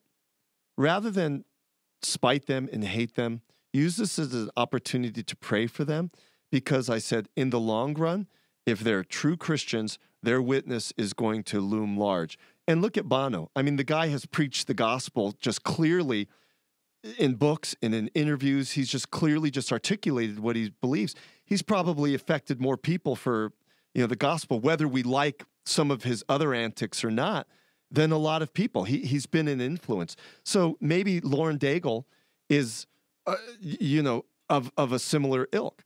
And, again, we just have to cool off sometimes as Christians and not be so judgmental and pointing fingers, particularly at people that are fellow Christians. Yeah. It's just strange. A little personal story, and I know we're wrapping up here soon, but, I was in two bands in the early 90s. And I was telling you guys before the radio program, the Christian band I was in, we're coming up to our 25th anniversary. That's crazy. So 25 years ago. Go ahead, play a song there, Dex. No, don't play any songs right now, because I'm telling you, you'll embarrass me. But the Christian band, we, on a personal level, some of the guys that were in my quote-unquote secular band that was before that, which was called Canterbury, we had Christian themes, but we had love songs. We had, maybe politically motivated songs. It ran the whole scope. But some of the guys in the band goes, man, shouldn't we be doing more Christian stuff? So we broke up one band and formed the other one. But in hindsight, sometimes I look back at those two bands I was in, and the band I think sometimes had the broader biblical base was the quote-unquote secular band, which was called Canterbury. And Canterbury, it didn't always have praise and worship. It didn't always deal specifically with God, but it dealt with biblical themes. And so it's interesting, just as an individual, as someone who has walked through that path, it can be tough. It can be tough for the artist, the musician, when people are, pointing fingers at your chest and telling you what you should or shouldn't do. Mm-hmm. It really is. It is a struggle. So I empathize with what Lauren Daigle's going through. I found some of Brian Nixon's band. Yeah. Right on YouTube. Folks, this isn't it. This is not. This is not the us. Mamas and the Papas. The Canterbury Bells. That's wrong. Yeah, no. That's wrong. Hold on. No. Yeah, there is some YouTube stuff, but I don't want to even say it because, vulgarity? No vulgarity. It's the Christian band. Could you imagine? It's the Christian band. So, but we were just getting started, and someone filmed it.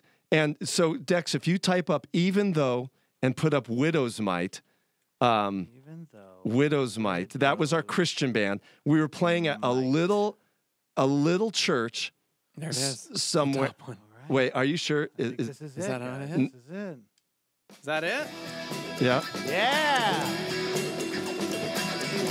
That's it. Early 90s, baby. Here we go.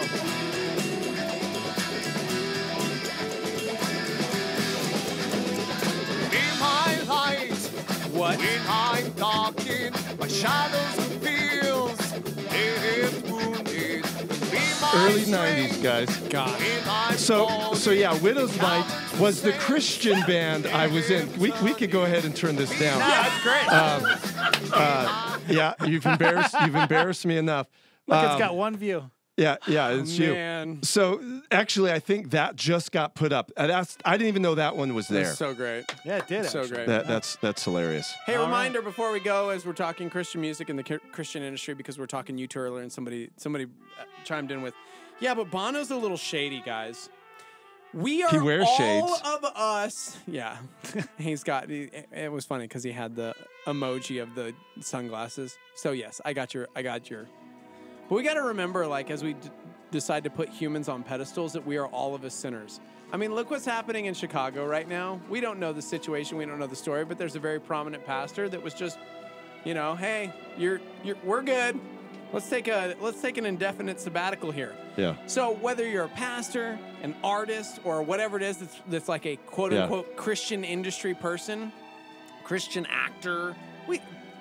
We don't know them, and we don't know what God is doing in their lives. Pray for them. Pray for them. And remember that we are all of us humans. We're susceptible to failure and sin, and stop glorifying people and just glorify Jesus. Amen, like, Steve-O. gosh, dude. And let's remind our listeners to type us a letter, because Steve-O got one all the way from England. Yeah, shout out to Winnie out in the UK. She sent us a care package and some really cool. No, we're going to type something back to you. Winnie from England, thank you for that letter and care package. We're going to read the letter next week, but if you want to type us a letter, 4001 Osuna Road, Northeast, Albuquerque, New Mexico. There you go. Thank you, Brian. Thanks, man. Thank you. Dude. All right, we'll be right back after this. Hang on. Pastor Jack Graham and a Star 88 Supernova. The reasons that Simon Peter failed are the same reasons that we fail, and we do fail. Whether it's a sinful choice, or bad behavior of some kind, a denial, a refusal to stand up for Christ. We wilt in the face of pressure. Why would we deny the Lord? Well, one is pride. We all have this commonality. We all deal with pride and presumption. And one of Peter's problem was that he overestimated his own ability. He was way overconfident. Though all the rest of these may deny you, not me. I'm the big fisherman. I'm the tough guy. And he was all about himself. He was way self-sufficient. Catch Pastor Jack Graham, PowerPoint, broadcast weekdays at 10:30 a.m. on our sister station, KNKT. This is Ground Wire with Sean Dunn.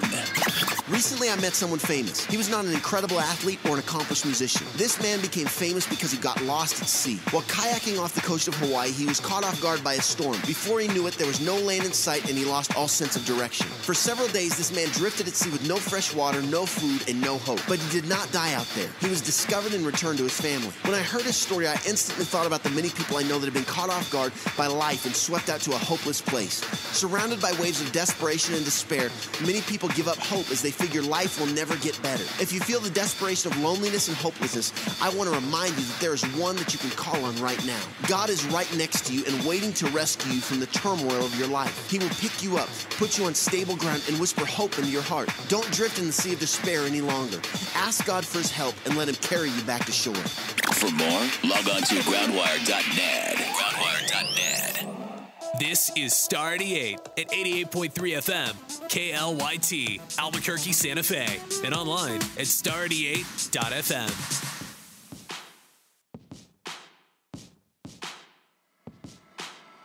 I'll smile, know what it takes to fool this town.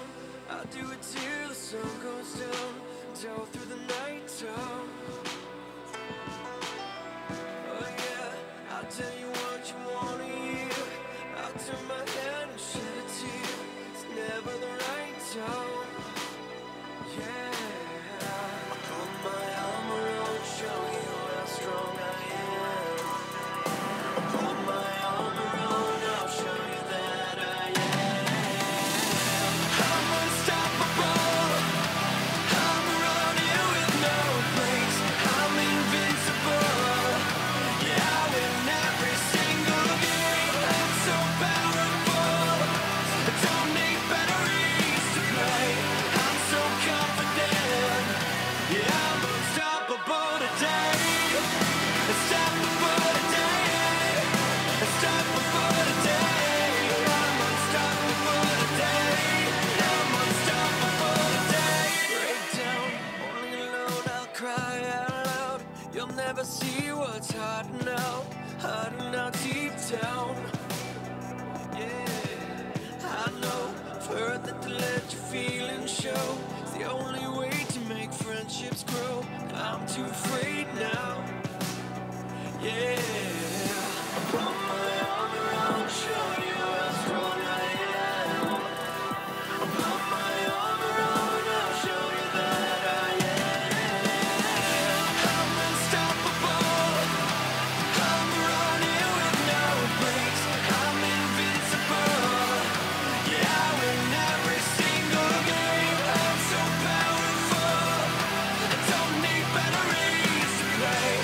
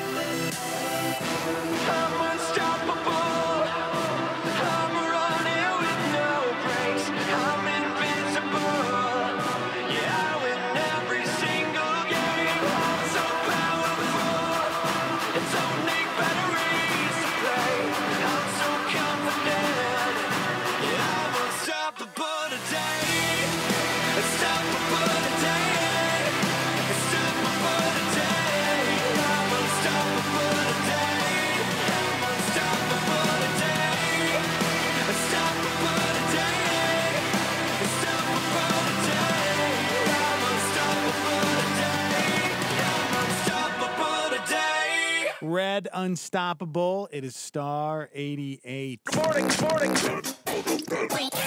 It's the Morning Invasion. In order to meet sales projections, Apple is teaming up with Cheetos to bring you the Flamin' Hot iPhone. Now with Super Retina display, bright orange case, 12 megapixel sensor, and when you first pull it out of the box, the Flamin' Hot iPhone comes with a spicy red dusting of either Chipotle Ranch, chili cheese, or crunchy cheddar jalapeno. This is Siri. Would you like me to order more wet wipes?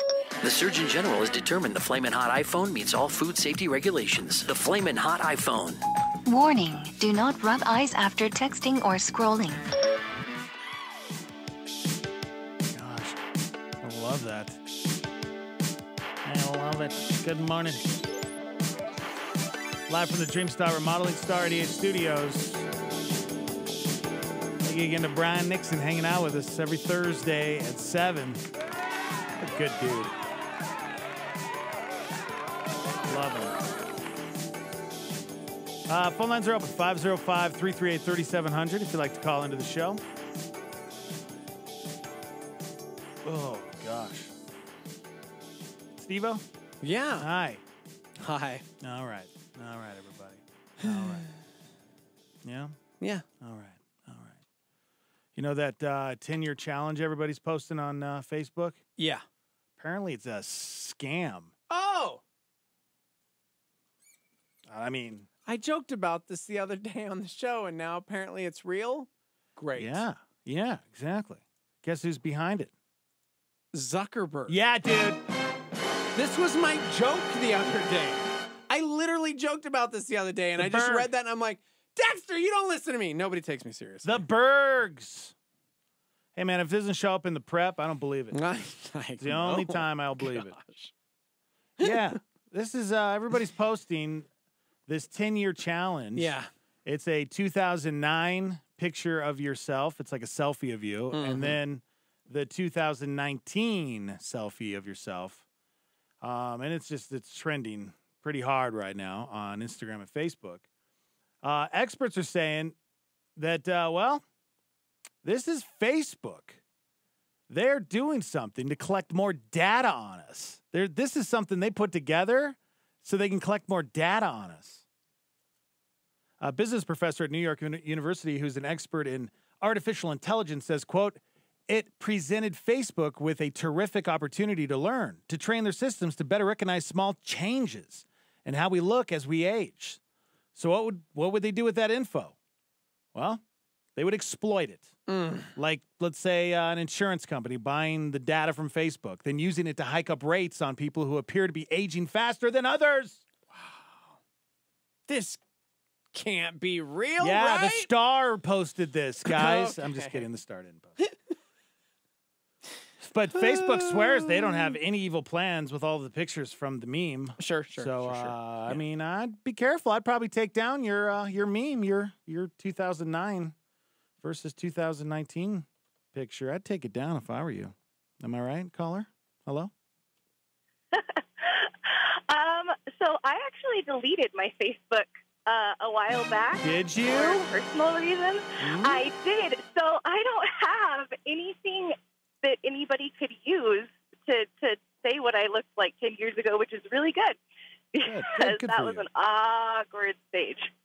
Well, you know your Facebook is still out there. They never delete it, and you will come back someday. I hope not. That thing should die. It should burn. We should all burn our old Facebook in protest. So are you off of all social media? You're off of Instagram and Snapchat and Twitter and all that?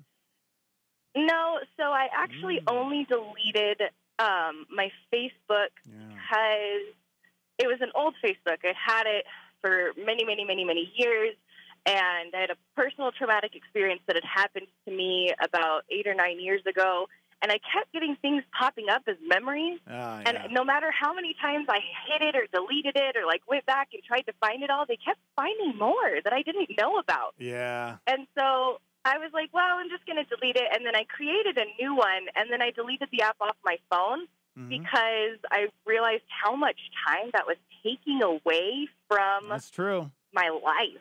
Yeah. Like, and I think that anybody can have a vice of any type, you know, but for me, it was just so easy to get home and be tired, and instead of like conversing with my husband about his day or like going and helping him cook, because he does the cooking because he's a better cooker than I am.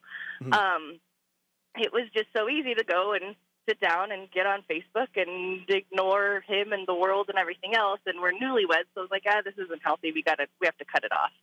Wow. Well, good for you. I think it's great. I love that. I think if you can recognize like this is not good for my life. It's not good for my marriage. I need to cut this out. I mean, the Bible's pretty specific about that, you know?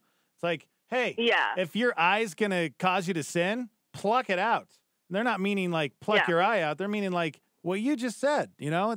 If it's your Facebook's causing you to sin, then get rid of it, man. And I think a lot of us are doing that. We need to examine our lives, you know? We need to figure out what is it in our lives that is this show. It's causing me to stumble. I got to go, guys. Oh, good. I'll see you later. Oh, Cutting it out. Right on. Cutting it out. I was actually going to do the same. Oh, it's weird. It's weird. I did it first. Copycat. Darn it. Beat me to it. You were the original. I was. I'm such an individual. That's right. Such an individual. Well, I think it's great. Totally. Did you have something else you wanted to talk about? I'm sorry. I probably. No. I don't know if you called it. I just wanted to tell you guys to delete your Facebooks now. Ooh. Okay. Oh, okay. Probably should. I mean. No, I was calling because you guys were talking about music and worship and all of that stuff, and I just had like 3 quick bullet points. I don't want to take a lot of time, but I just wanted to throw out like 3 little things. 3-point sermon. Here we go, guys. All right, I like it. Here we go. All right. Number 1. Point number one. Overused phrase in the Christian church, Christianese, whatever you want to call it. We were made to worship, right? There are thousands of different types of worship. My husband's a tech guy, and I think that he can worship just as easily by doing his job and doing it well because my husband has no rhythm. I went to UNM for vocal performance. You can't tell it right now because I'm sick, but I went to UNM for vocal performance. I studied music my whole entire life. It was something I always had a passion for. And I think that we're out of as time. long as and there he goes. I'm so sorry. The music stopped. I mean, come on. That was only her first point. She said she had 3 quick bullet points. Let her 3 get quick. 3. You're on 1. You're on the first one. All right, here we go.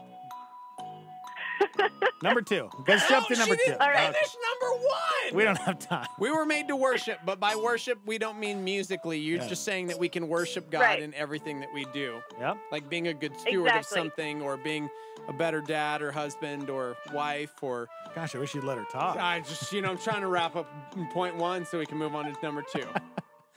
Right. All So right. that is the long and short of point 1. We were made to worship. Number 2, Number 2. Being that worship can be anything, any type of worship that you use, that you like, you bring God into it, I think is worship. However, when it comes to, I'm a nanny, I have kids in the car with me right now. Nice. There's certain songs I know I can listen to and certain songs I know I can't. Like, for instance, Kill Shot by Eminem is not going to come on the radio while these 2 little girls are in the car. It doesn't matter is that I can rap the first half perfectly. Wow. That's irrelevant. I'm actually impressed by that. And we need to move on to point 3. I want to hear the whole first verse right now. Okay, well... I'm not going to do. I don't have time. I want to get to point number 3. There we go. So point number 1, we're all made to worship. Point number 2, worship can be anything, but it has to be. You have to censor it. That's your job as a person, as a parent. Last but not least, just really quickly, music has an impact on my mood. So if I decide that I'm going to listen to Kill Shot and then I start acting a little bit Burkino to my husband, there's a problem. Right. That's a me problem. That is a you problem. That's not an Eminem problem. No. That's not MGK's fault for getting that out of Eminem. That's nobody's fault except for mine. That's not an EM problem. That's an ME problem. Delight our ears. There we go. Yep. So those are my 3 points. I just wanted to share those with you guys. I wanted to give a throwback to Stacey Orico for being the first Christian artist to start singing about love, and everybody freaked out, including my mom. Yeah. So, wow. break that back a decade ago. Shout out to Orico. Haven't heard that name in a long time. Good job. Good job. You did well. Thank you. Well. I apologize for my co-host. No, He's don't kind apologize. of a jerk. I'm trying to teach the Starmy how to he always properly call wants a radio people to station. call in, and then he acts like this, and nobody's going to ever call in. I'm sorry, Yeah, Alicia. well, I want them to call, but I want them to follow the radio rules. yeah. Okay, there's a process. You know, Alicia There's said rules that's why of she radio. never calls You're in. right. So Thank you. Thank you guys for letting me finish all three of my points, though. Stop clapping. Killing me. All right. Bye-bye. Yeah, yesterday we had a caller. Now, this is crazy. This girl, I went back, Steve-O, because at the end of the show, we had a Starmy member call us, and she was working as a barista at Starbucks. Yes. And we weren't sure if she was a barista at Starbucks, so I went back. Dude, she's a barista at Starbucks. Really? Well, I just want to say, talk about my husband, basically, that when we first got married, sorry, I'm like at work and doing my coffee right now. I was going to say, you making coffee right now? Sounds like you're making coffee. Yeah. All right. Well, I'm making my coffee. I'm at Starbucks. Oh, good. You want to call us back after you're done? No, I'm good. I'm just trying to do. I wasn't. Okay. Okay. I didn't think I was going to get on. To be honest. So I sat there and tried to sit through the whole phone call again to try to piece together what she was talking about. Yeah. I made it 23 seconds and dropped out again. Yeah. So I didn't really get Do we need to find out. Do we need to let the Starmy members know what our actual radio rules are? Do you No, I actually just have want them to Okay. learn from the Got way it. that I Osmosis. torture them on the air. Yeah. Okay. Of course we should share that. Come on, man. There is a process when you call a radio station, Steve-O. Oh, what is that process? First, you dial the number. Where's my music? Thank you. You dial the number, and then you wait patiently for us to pick up. Hold on. Okay. I will be playing the role of random star member. Thank you. I'll be back. I'll see you later. 505-338-3700 is the number you call in to our radio show if you'd like to talk to us. I see, phone's ringing. I'm going to pick it up. Now, sometimes I will have the pot down. Right now, I don't have the caller up. So if he's talking, I can't hear him. You know, if he's saying something, say something right now, Steve-O. Okay, I'm potting him down because he's super annoying. So I have the ability to control the call, okay? So I have him down right now. Now, when I'm ready to take a call, I will say, hey, go ahead, caller. Because when my mother was like 12 years old... Stop right now. Let's stop. Caller, excuse me. Excuse me, caller. See, right there, they were already into the story because they just assumed that when I picked up the phone that they should start telling their story. But no, I was not ready to take the phone call yet. Okay? Caller, are you there? I'm here. Oh, see? Good morning, caller. Welcome to the program. Did you want to contribute? So what I was saying was when my mother was younger, she had this thing, and it was really... I'm going to pot him down again because here's another rule that I want you guys to follow is listen to my voice. Listen to the words that are coming out of my mouth. Wait until I'm finished talking before you decide to talk about whatever you're calling in about. Caller, go ahead. Are you there? Because if Facebook is actually the enemy... This is the worst call I've ever had in my life. So I'll pot you down. I will pot you down, and what I'll do is I'll hang up on you, and I'll move on to the next caller, okay? And then sometimes that happens. When that happens, I just have to move on. It's a long process, guys, but I need you guys to focus and listen to the words of my voice. Have a conversation with us, right? So, How did I do? I mean, it was very hard, but you think you did a good job because you were about 60% better than most of the Starmy that calls in. It's hard. I get it. I know it's hard. Listen, it's scary. It's scary to call a show, especially when you know you might get hung up on. So Nobody wants to get hung we up have on. many incoming lines, by the way. Kevin wanted to know if we just have one line. No, we have so many. We have like a whole host of lines. The problem is text is really bad, at answering one line, and then he'll just let all the other lines ring incessantly until they hang up. So if we had a producer or someone who had the ability to remember that you can lock in a line and then just answer a line and put it on hold real quick. Mm-hmm. But he doesn't do that. Well, you don't do that because people don't understand that that they'd hang up is what would happen. I've tried that process before. It doesn't work. Yeah. You need a producer. Yeah. Let's try this again. Good morning, caller. Go ahead. Hey, guys. Hey, good morning. How are you?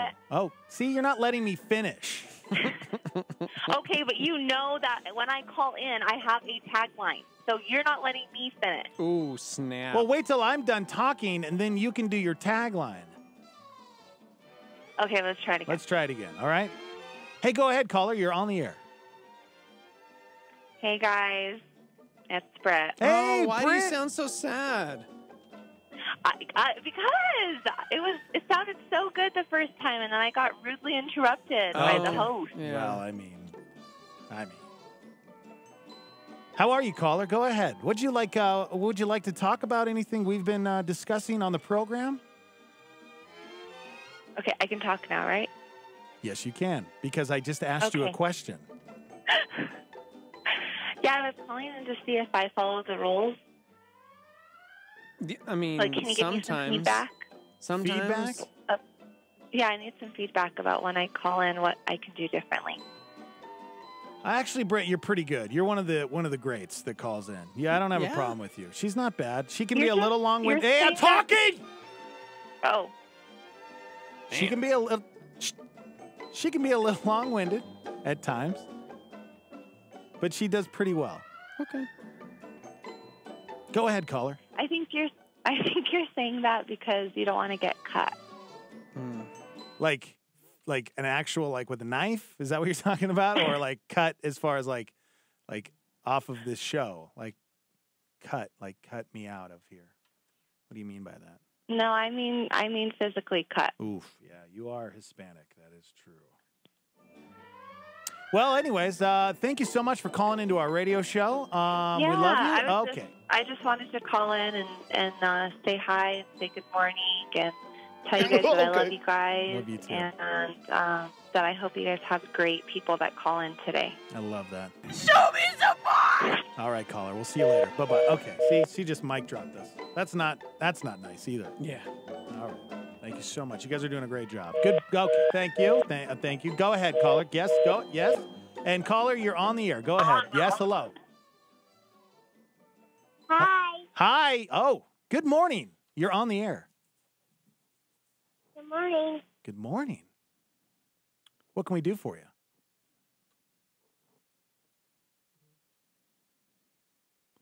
I said, what can we do for you? Oh, okay. You better. I'm gonna.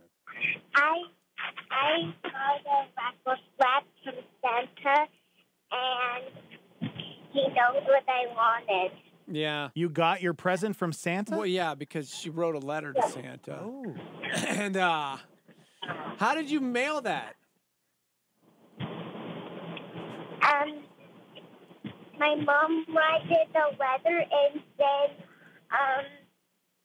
Santa gave me the raffle slap and the biscuit home, and then he knows what they wanted in my house, and when it was my time, he came and then he just gave me presents under the tree. That's awesome. So let me get this straight. Santa gave you a Fitbit, and then you went to bed with the Fitbit on, and it showed you how many calories you burned while you went to sleep. Is that? Yeah. That's pretty cool. I mean, I wish I had a Fitbit. Well, thank you so much, caller. See, this was Hey, hold on. Oh. Devo.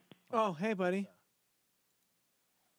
Since you never met your goddaughter in person, I figured this was the only way This is perfect. to get you to connect I'm with her. finally getting to meet my goddaughter. This is... Yeah.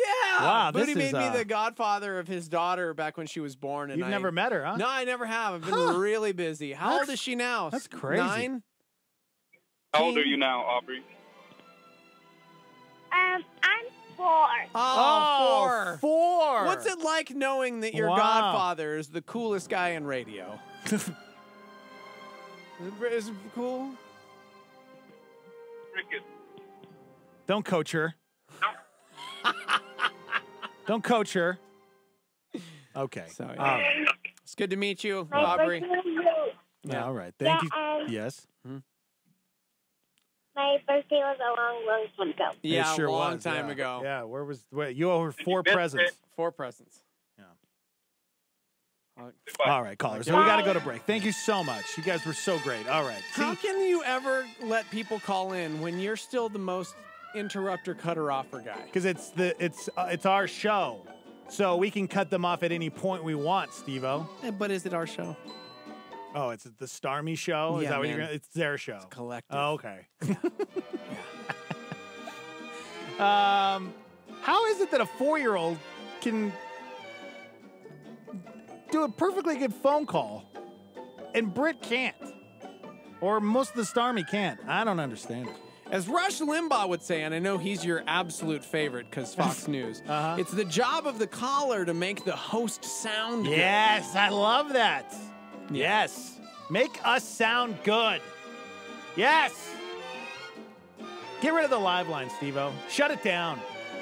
We're only taking calls from now on. I'm Rush Limbaugh. We'll be back right after this. Is that what he does? Is that what he does? Okay. We got to take a break, though. And give us a call. Or text in. It doesn't matter. We're on YouTube Live as well. Live from the Dream Style Remodeling Star 88 Studios. Hang out with us. This is a fresh thought. Listen up to Levi Lusko.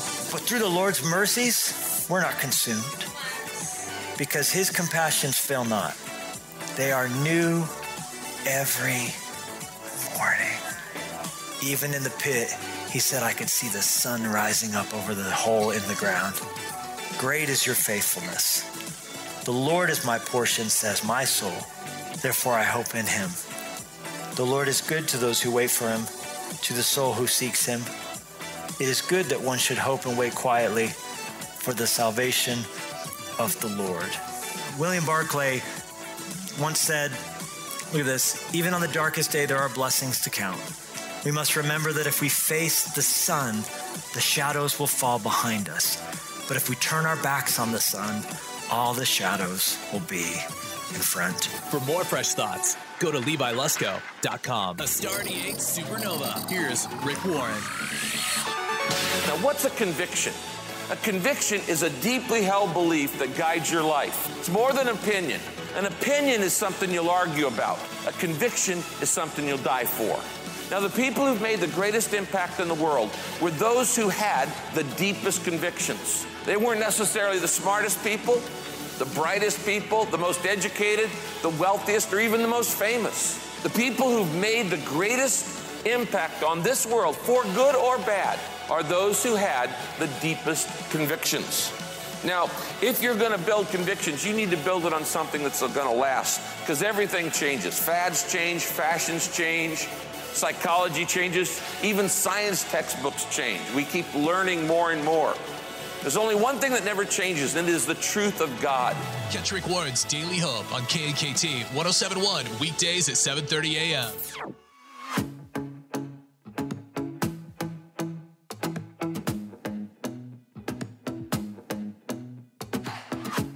You told me I'm not who I used to be. I'm not who I used to be anymore. And you said I can leave my heart on my sleeve, that for everyone to see. You, Lord.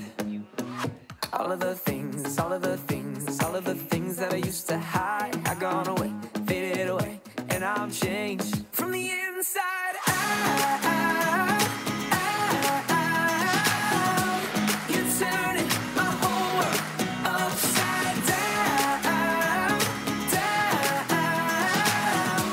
I'm gonna live from the inside out. I'm gonna show it, gonna speak it unafraid, 'cause there is no more charade. I'm free.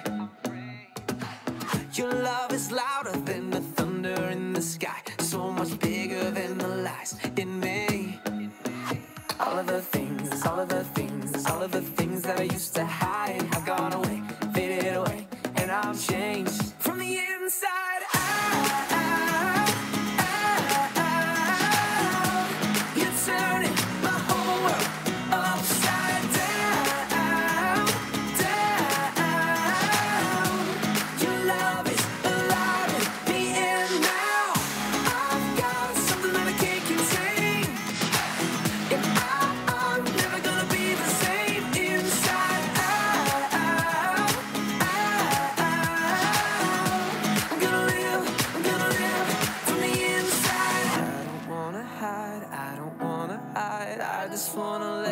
out, let it out. Can't keep it inside, can't keep it inside. I just wanna let it out, let it out. I don't wanna hide, I don't wanna hide. I just wanna let it out, let it out. Can't keep it inside, can't keep it inside. I just wanna let it out. 'Cause I'm changed from the inside out. You're turning my whole world upside down. Your love is alive in me and now. I've got something that I can't contain. And I'm never gonna be the same inside out. I'm gonna live from the inside out.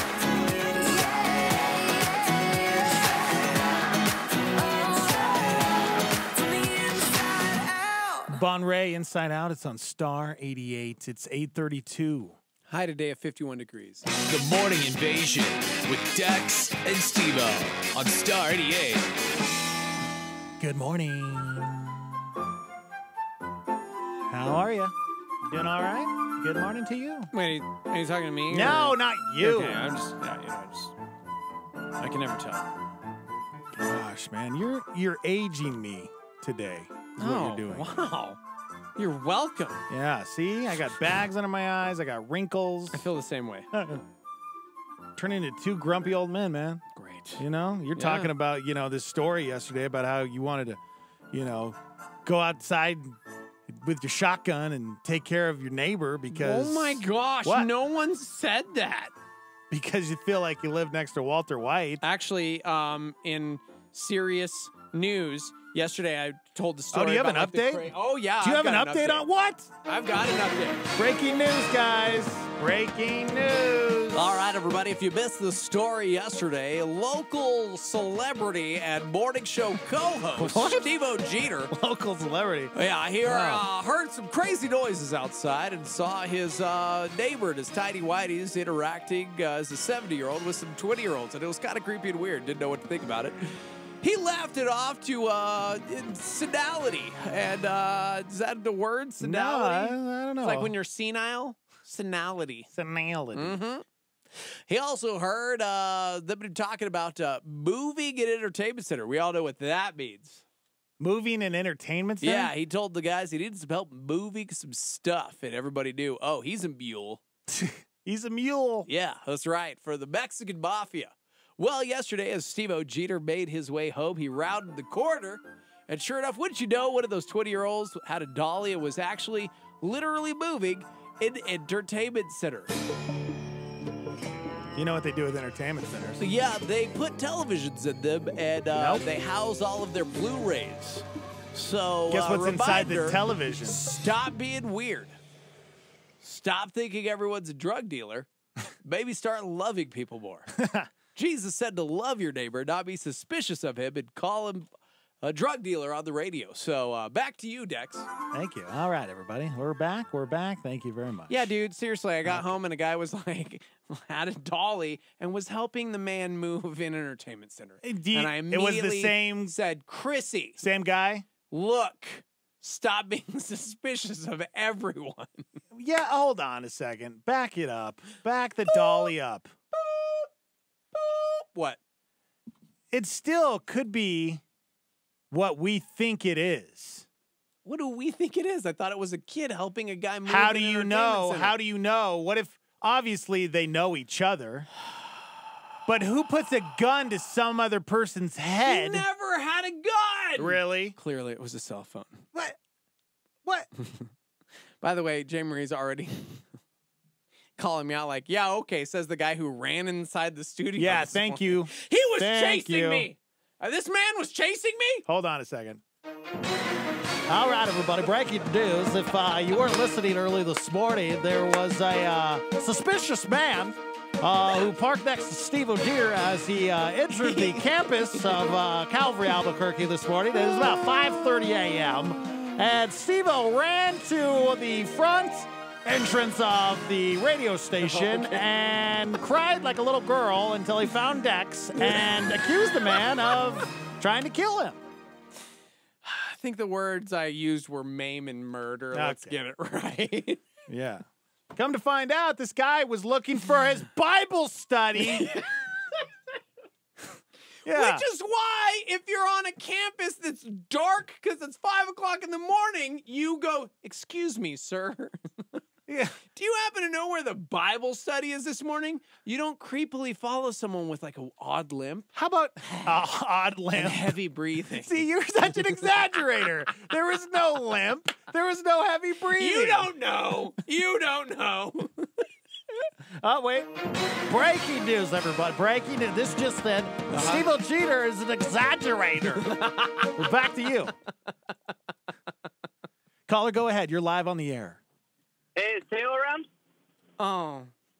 What about Buck? Too soon. Oof. Yeah. I don't know. I feel like you guys are on your way out. I just want to make sure if someone's there to carry the torch. Pick up the pieces. Chip will be here later. He'll be here later. That's right. All right, everybody. All right, cool. Have him call me. All right, bye-bye. cool. Anyways, yeah. Somebody said I should have called the cops and then just done the awkward apology later. Pool boy said white people problems. Yeah, seriously. Shaking his head. For real. I mean, why couldn't you have turned around and said, "Hey, excuse me, sir, did you need help with something?" What? And then and I'm then dead. Yeah, and you I'm get shanked. I'm dead. That's Steve-O, like the guy shanking Steve-O.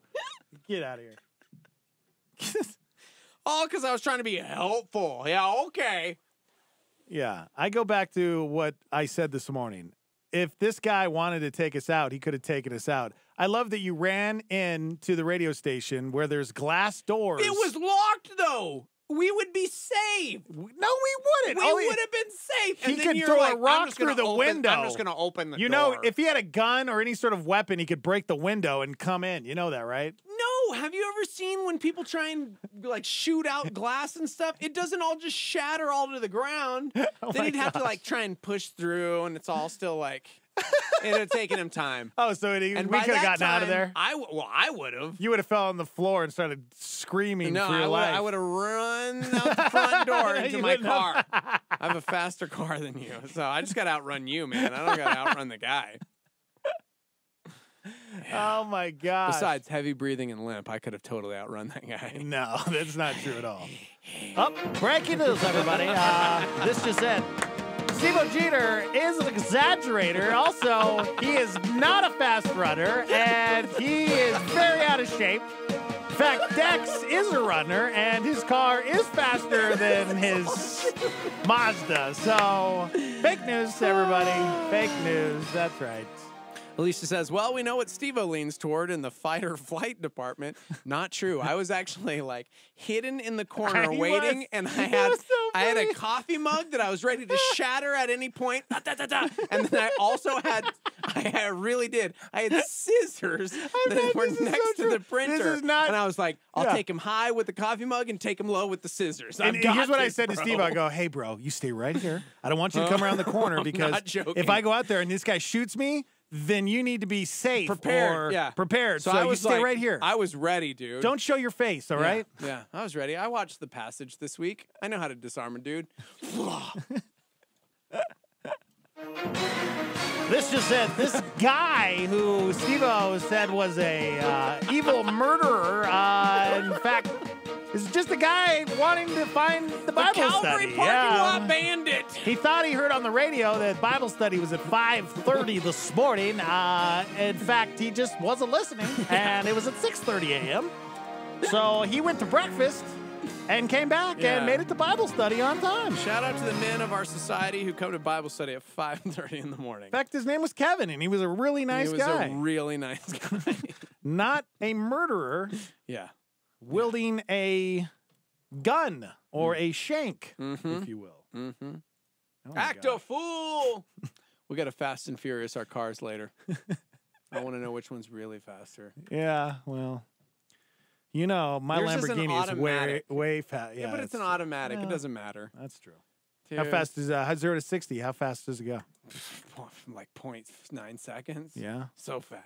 0.9, huh? Yeah, totes. I have no idea.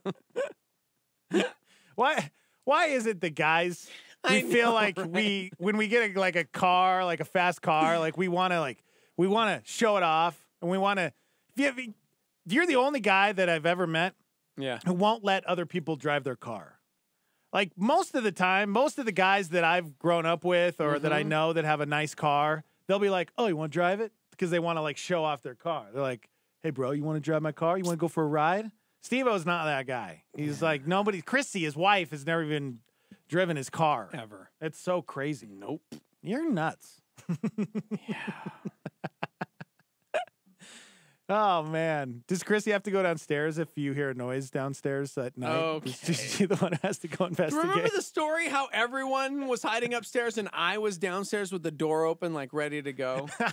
Let's roll. I don't know. I never had Chrissy on to, to fact check that. Okay. I think fake news. I might have to say fake news on that. You can ask the McVeys. She corroborated the story last night, hiding upstairs, peeking through the window. Yeah? Yeah. Okay. I'm a man. This would be Steve-O. If he ever was a criminal, this would be Steve-O. This right here screams Steve-O Jeter. 40-year-old guy named Steve Jeter from Florida. Oh, he's got the same name as you. That's crazy. Weird. That's crazy. He had a warrant out for kidnapping and assault charges. Oh, my gosh. The cops went to his house on Sunday, and the woman there said Jesse was gone, and he'd left them a message. Steve-O had written on a mattress in orange magic marker. Yeah. He said, quote, I know my warrant is active. I'm not here. I am finishing a job and turning myself in. Oh, well, that makes sense. Well, the cops, they were like, oh, well, they weren't convinced. No. Yeah. So they asked the woman if they could search the house. She said yes. And the cops found Steve-O curled up in the fetal position inside a dresser. Okay. His name's Dressy? His name's Dressy. I'm dying. I think Steve-O poisoned me. Okay. Guys. I think his name's Dressy. Yeah. I think a bug just threw the flute on my throat. Do we need to go to break? Are you okay, buddy? Oh. Look at me. I know. Anyways, back to the story. Yeah. That guy looks just like you. Okay, bro. His name's Jesse Pack. His name's Jesse. Oh, man. Yeah, that's a good one right there. Yeah. I really hope that's going to be on the Cops, the Live Cops. Do you watch that? The Live Cops show? No. It's Cops, but it's live. Everything's live. I love it. That's my favorite show. Speaking of like paranoia and the police, somebody said, so I actually called the cops on a guy delivering a Christmas wreath right before Christmas because I was suspicious of him. Good for you. Poor dude turned out to be legit. Yeah.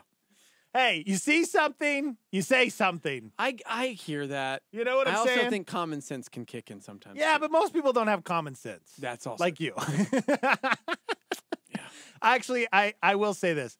I have always said, I always think about it when I come to work in the morning. Better safe than sorry. If the same thing happened to me and some guy got out of the car and started walking behind me without saying anything, I would immediately think the guy, at 5:30 in the morning, especially when I get to work, because I get to work so early. Yeah, he's going to tackle me. Yeah, this guy's going to take me out. He was walking like 7 steps behind me.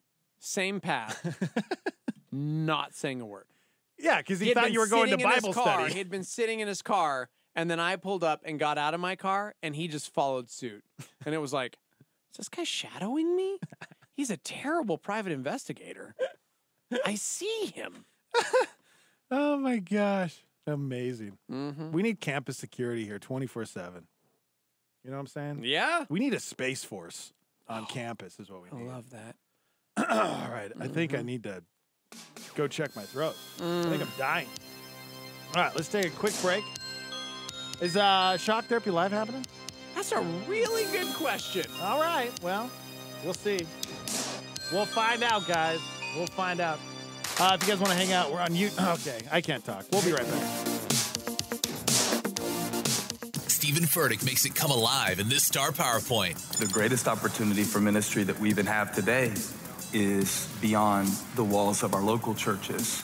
More people participate in this ministry online as the world changes, and we have the tools in our position to make a difference. In the streams and feeds where people are living their everyday lives, we're ministering to more people right now on the other side of screens than we are on this side.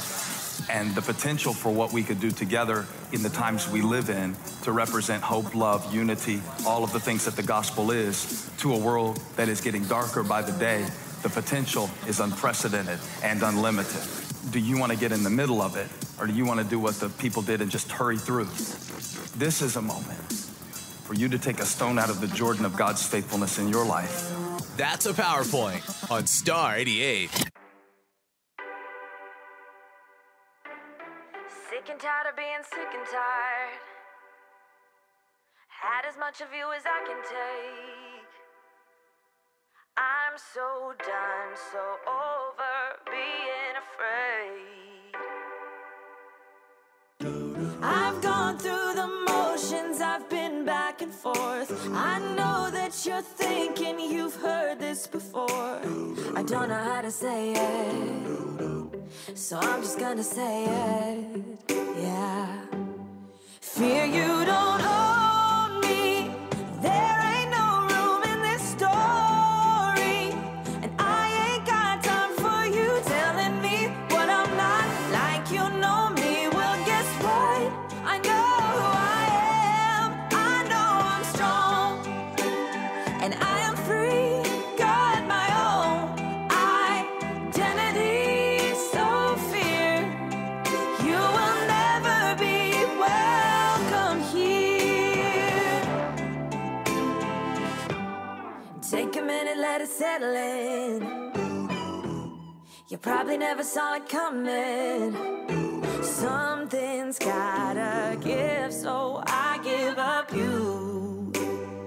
Oh, there's no room for you here, yeah, I've had enough. The no vacancy sign on my heart is lit up. In case you didn't hear it, here it is again. Oh, fear you don't own me. There ain't no room in this story. And I ain't got time for you telling me what I'm not. Like you know me. Well, guess what? I know who I am. I know I'm strong. And I am free. Got my own identity. So fear you will never be welcome here. Is there anybody out there just like me? Anybody out there? Anybody needing fear to leave? Oh, yeah. If you don't know how to say it, sing along with me. Sing fear you don't own me. There ain't no room in this story. And I ain't got time for you telling me what I'm not. Like you know me. Well, guess what? I know who I am. I know I'm strong, brave, and I am free. Got my own identity. So fear you will never be welcome here.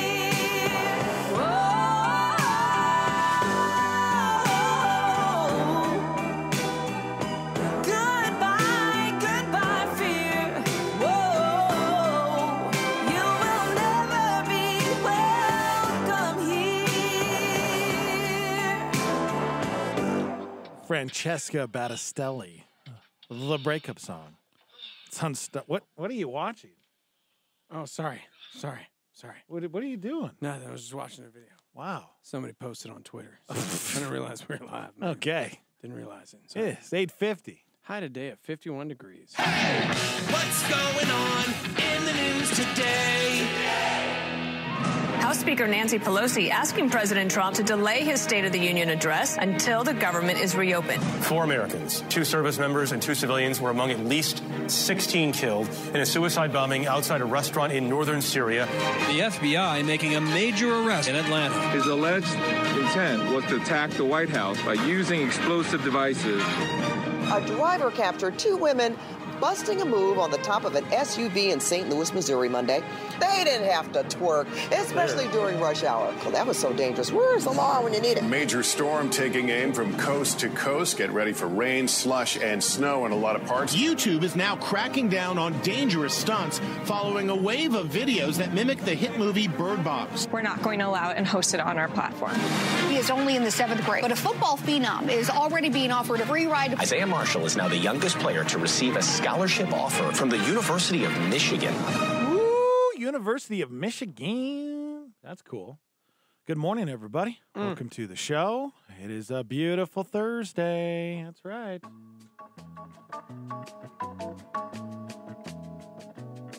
There's a question that's on everybody's mind right now.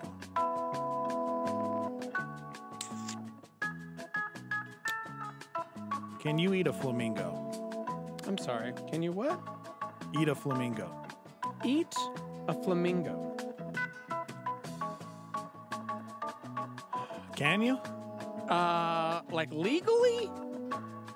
Yeah, it's a yes or no question. I mean, can you eat a flamingo? Give me some guidelines, dog. Yes or no? Can you eat a flamingo?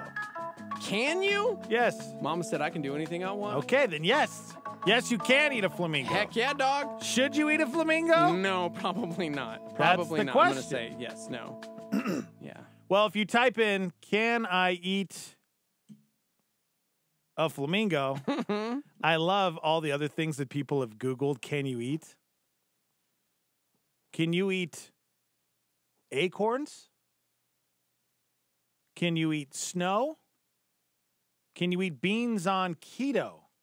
And man, can so you far, eat most of the stuff I'm like, yeah, man. raw shrimp? But can you eat a flamingo? Gosh, I mean, if you Google search "can you eat" and flamingo's the top searched answer, yeah, that's kind of weird, right? That's like the top suggestion is flamingo. Really? I mean, yeah. Well, did a little research and I found out you can't eat a flamingo legally. See, that's, gosh. You can eat a flamingo, You and though. your stupid... You can. Yes, you can eat a flamingo, but not legally. In the United States and lots of other countries, it's illegal to hunt or eat flamingos. But if somehow you wind up at an underground exotic meat buffet and they have flamingo, it is safe to eat. Oh. It does not taste like chicken, though. Apparently, a flamingo is calling us right now. Flamingo, are you on the line? Yeah, squawk, squawk. Oh, okay. Flamingo, they say you don't What do you taste mean? like chicken. What do you taste like? I don't know, pork? Wrong answer, Flamingo. Okay. No, I don't know. I don't know. I haven't eaten. I've taken a bite out of myself lately. You know, next time, just go with the bit. I need you to be on time. When I give you a bit to do, to call in to play a flamingo, I need you to be a flamingo, okay? Gosh.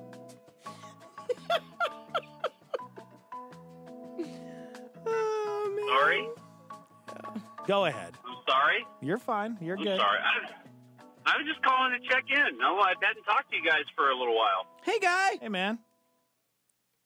Why did I get the guy? What did I do to deserve that? Oh, my gosh. I'm sorry. I forgot you don't like that. He's listen, sensitive. Listen, buddy. Hey, buddy.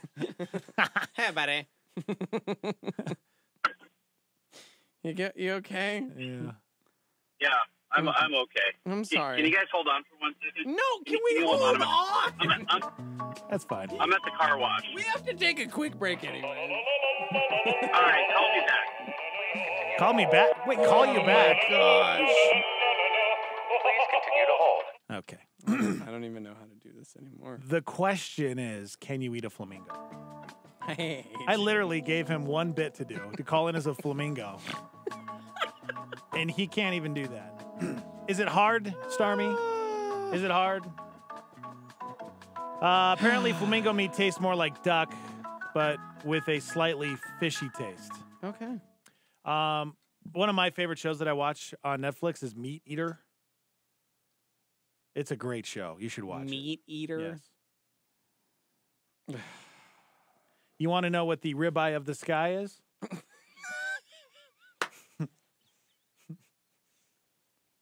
Best phrase you've ever said in your entire life. I can't have a serious conversation. What's the ribeye of the sky? It's not a flamingo. The ribeye of the sky is a sandhill crane. Okay. Why are you laughing? I'm being serious. I'm trying to have a man-to-man conversation about the ribeye of the sky with you. And all you're doing is laughing about it. Hey, buddy. Look at you. You're so scary with that beard. Whoa. Were you in the parking lot at 5 o'clock this morning following me? You creepy man. Why do you look like that? You look weird. What are you talking about? He looks weird because he looks like a man? Wow. We're not used to Nate looking like a man. He's got a full-on beard. Like, full-on. That is a beard! Look at that thing, man. Gosh, it looks so good, man. That thing's It looks huge. really good. It looks really good. I wish he could talk to us you right do now. look a little country. Yeah. But, yeah, man. It looks good. We're talking Nate. about Nate Heitzig, guys. Yeah. He's got a full-on beard. We're going to talk to him when we come back because apparently we have chocolate ribeye. Do you know what the ribeye of the sky is, Nate? The ribeye of the sky? Yeah. I'm going to guess a flamingo. Nope. No, it's not. Nope. It's a sandhill crane. Sandhill crane. It's weird. When you cook a sandhill crane, it looks like a ribeye. It looks like a beef steak. Well, I see cranes all the time driving on Rio Grande over by Los Poblanos. So does that mean we just hunt one down? I don't know eat what it? the law is in New Mexico and Montana. You had to have a tag to shoot them. You could shoot 2 a day or something. Well, there's a great rule. If you don't see it, it didn't happen. Okay. That could be true. That's a great rule. That could be All true. right. Well, okay. Anyways, we got to take a break. When we come back, Shock Therapy Live. Hang on.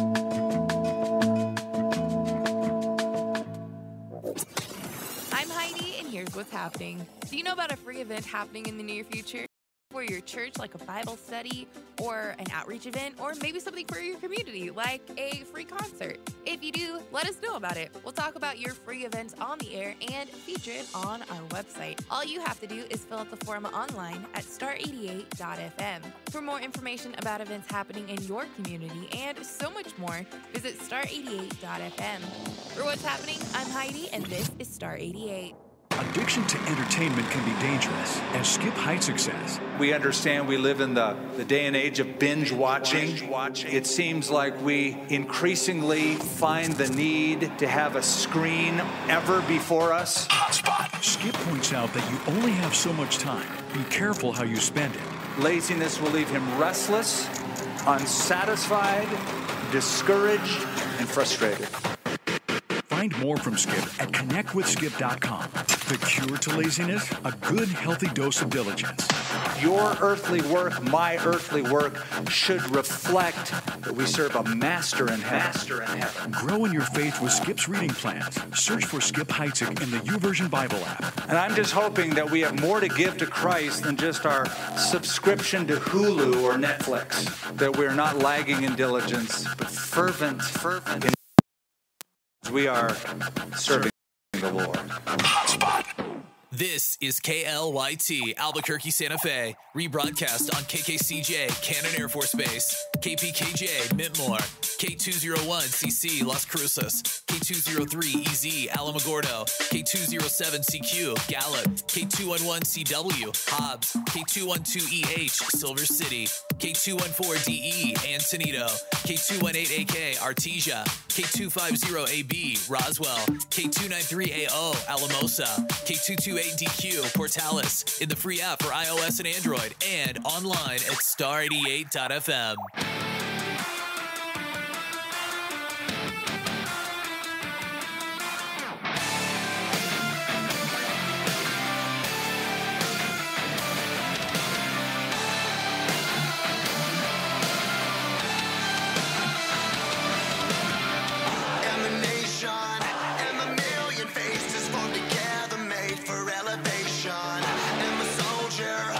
Surrender faith, this I can find that never pursue.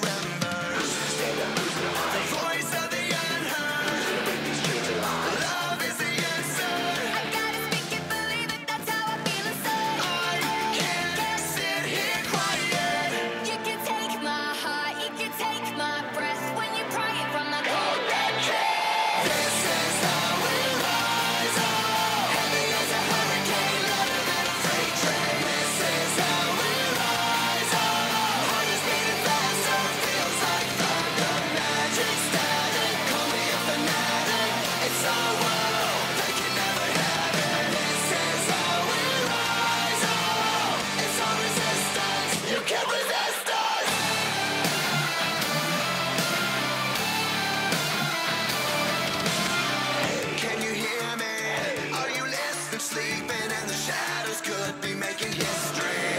Through the fire, on the water, used to be a slave, but now you are a conqueror.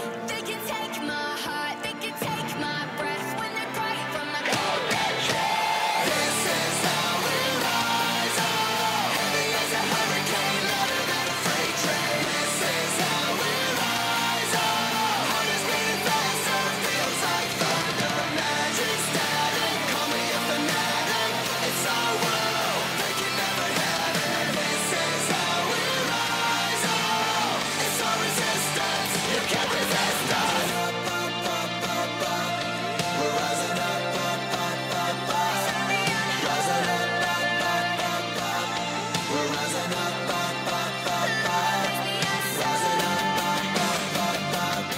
we're rising up, we're rising up. This is how we rise up. It's our resistance. You can't resist us. This is how we rise up. Heavy as a hurricane, louder than a freight train. This is how we rise up. Heart is beating faster, feels like thunder. Magic static, call me a fanatic. It's our world, they can never have it. This is how we rise up. It's our resistance. You can't resist us.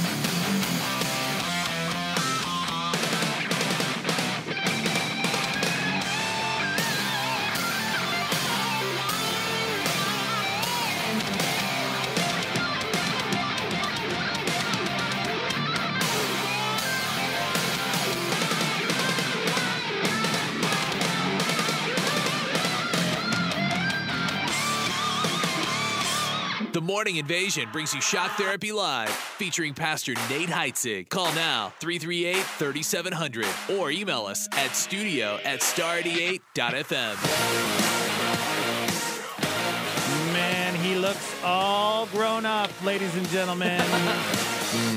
He's here in the flesh. His name is Robinson Crusoe. Robinson Anyone? Crusoe. No? Okay. Because he looks like he's on an island? Yeah. Yeah. The Count of Monte Cristo. You did the ribeye of the sky, and now people have questions for you, man. We got a lot of questions for Shock Therapy Live already. Hit me. What's the roast of the coast? The roast of the coast. Hey, what's the soda of North Dakota? Ooh.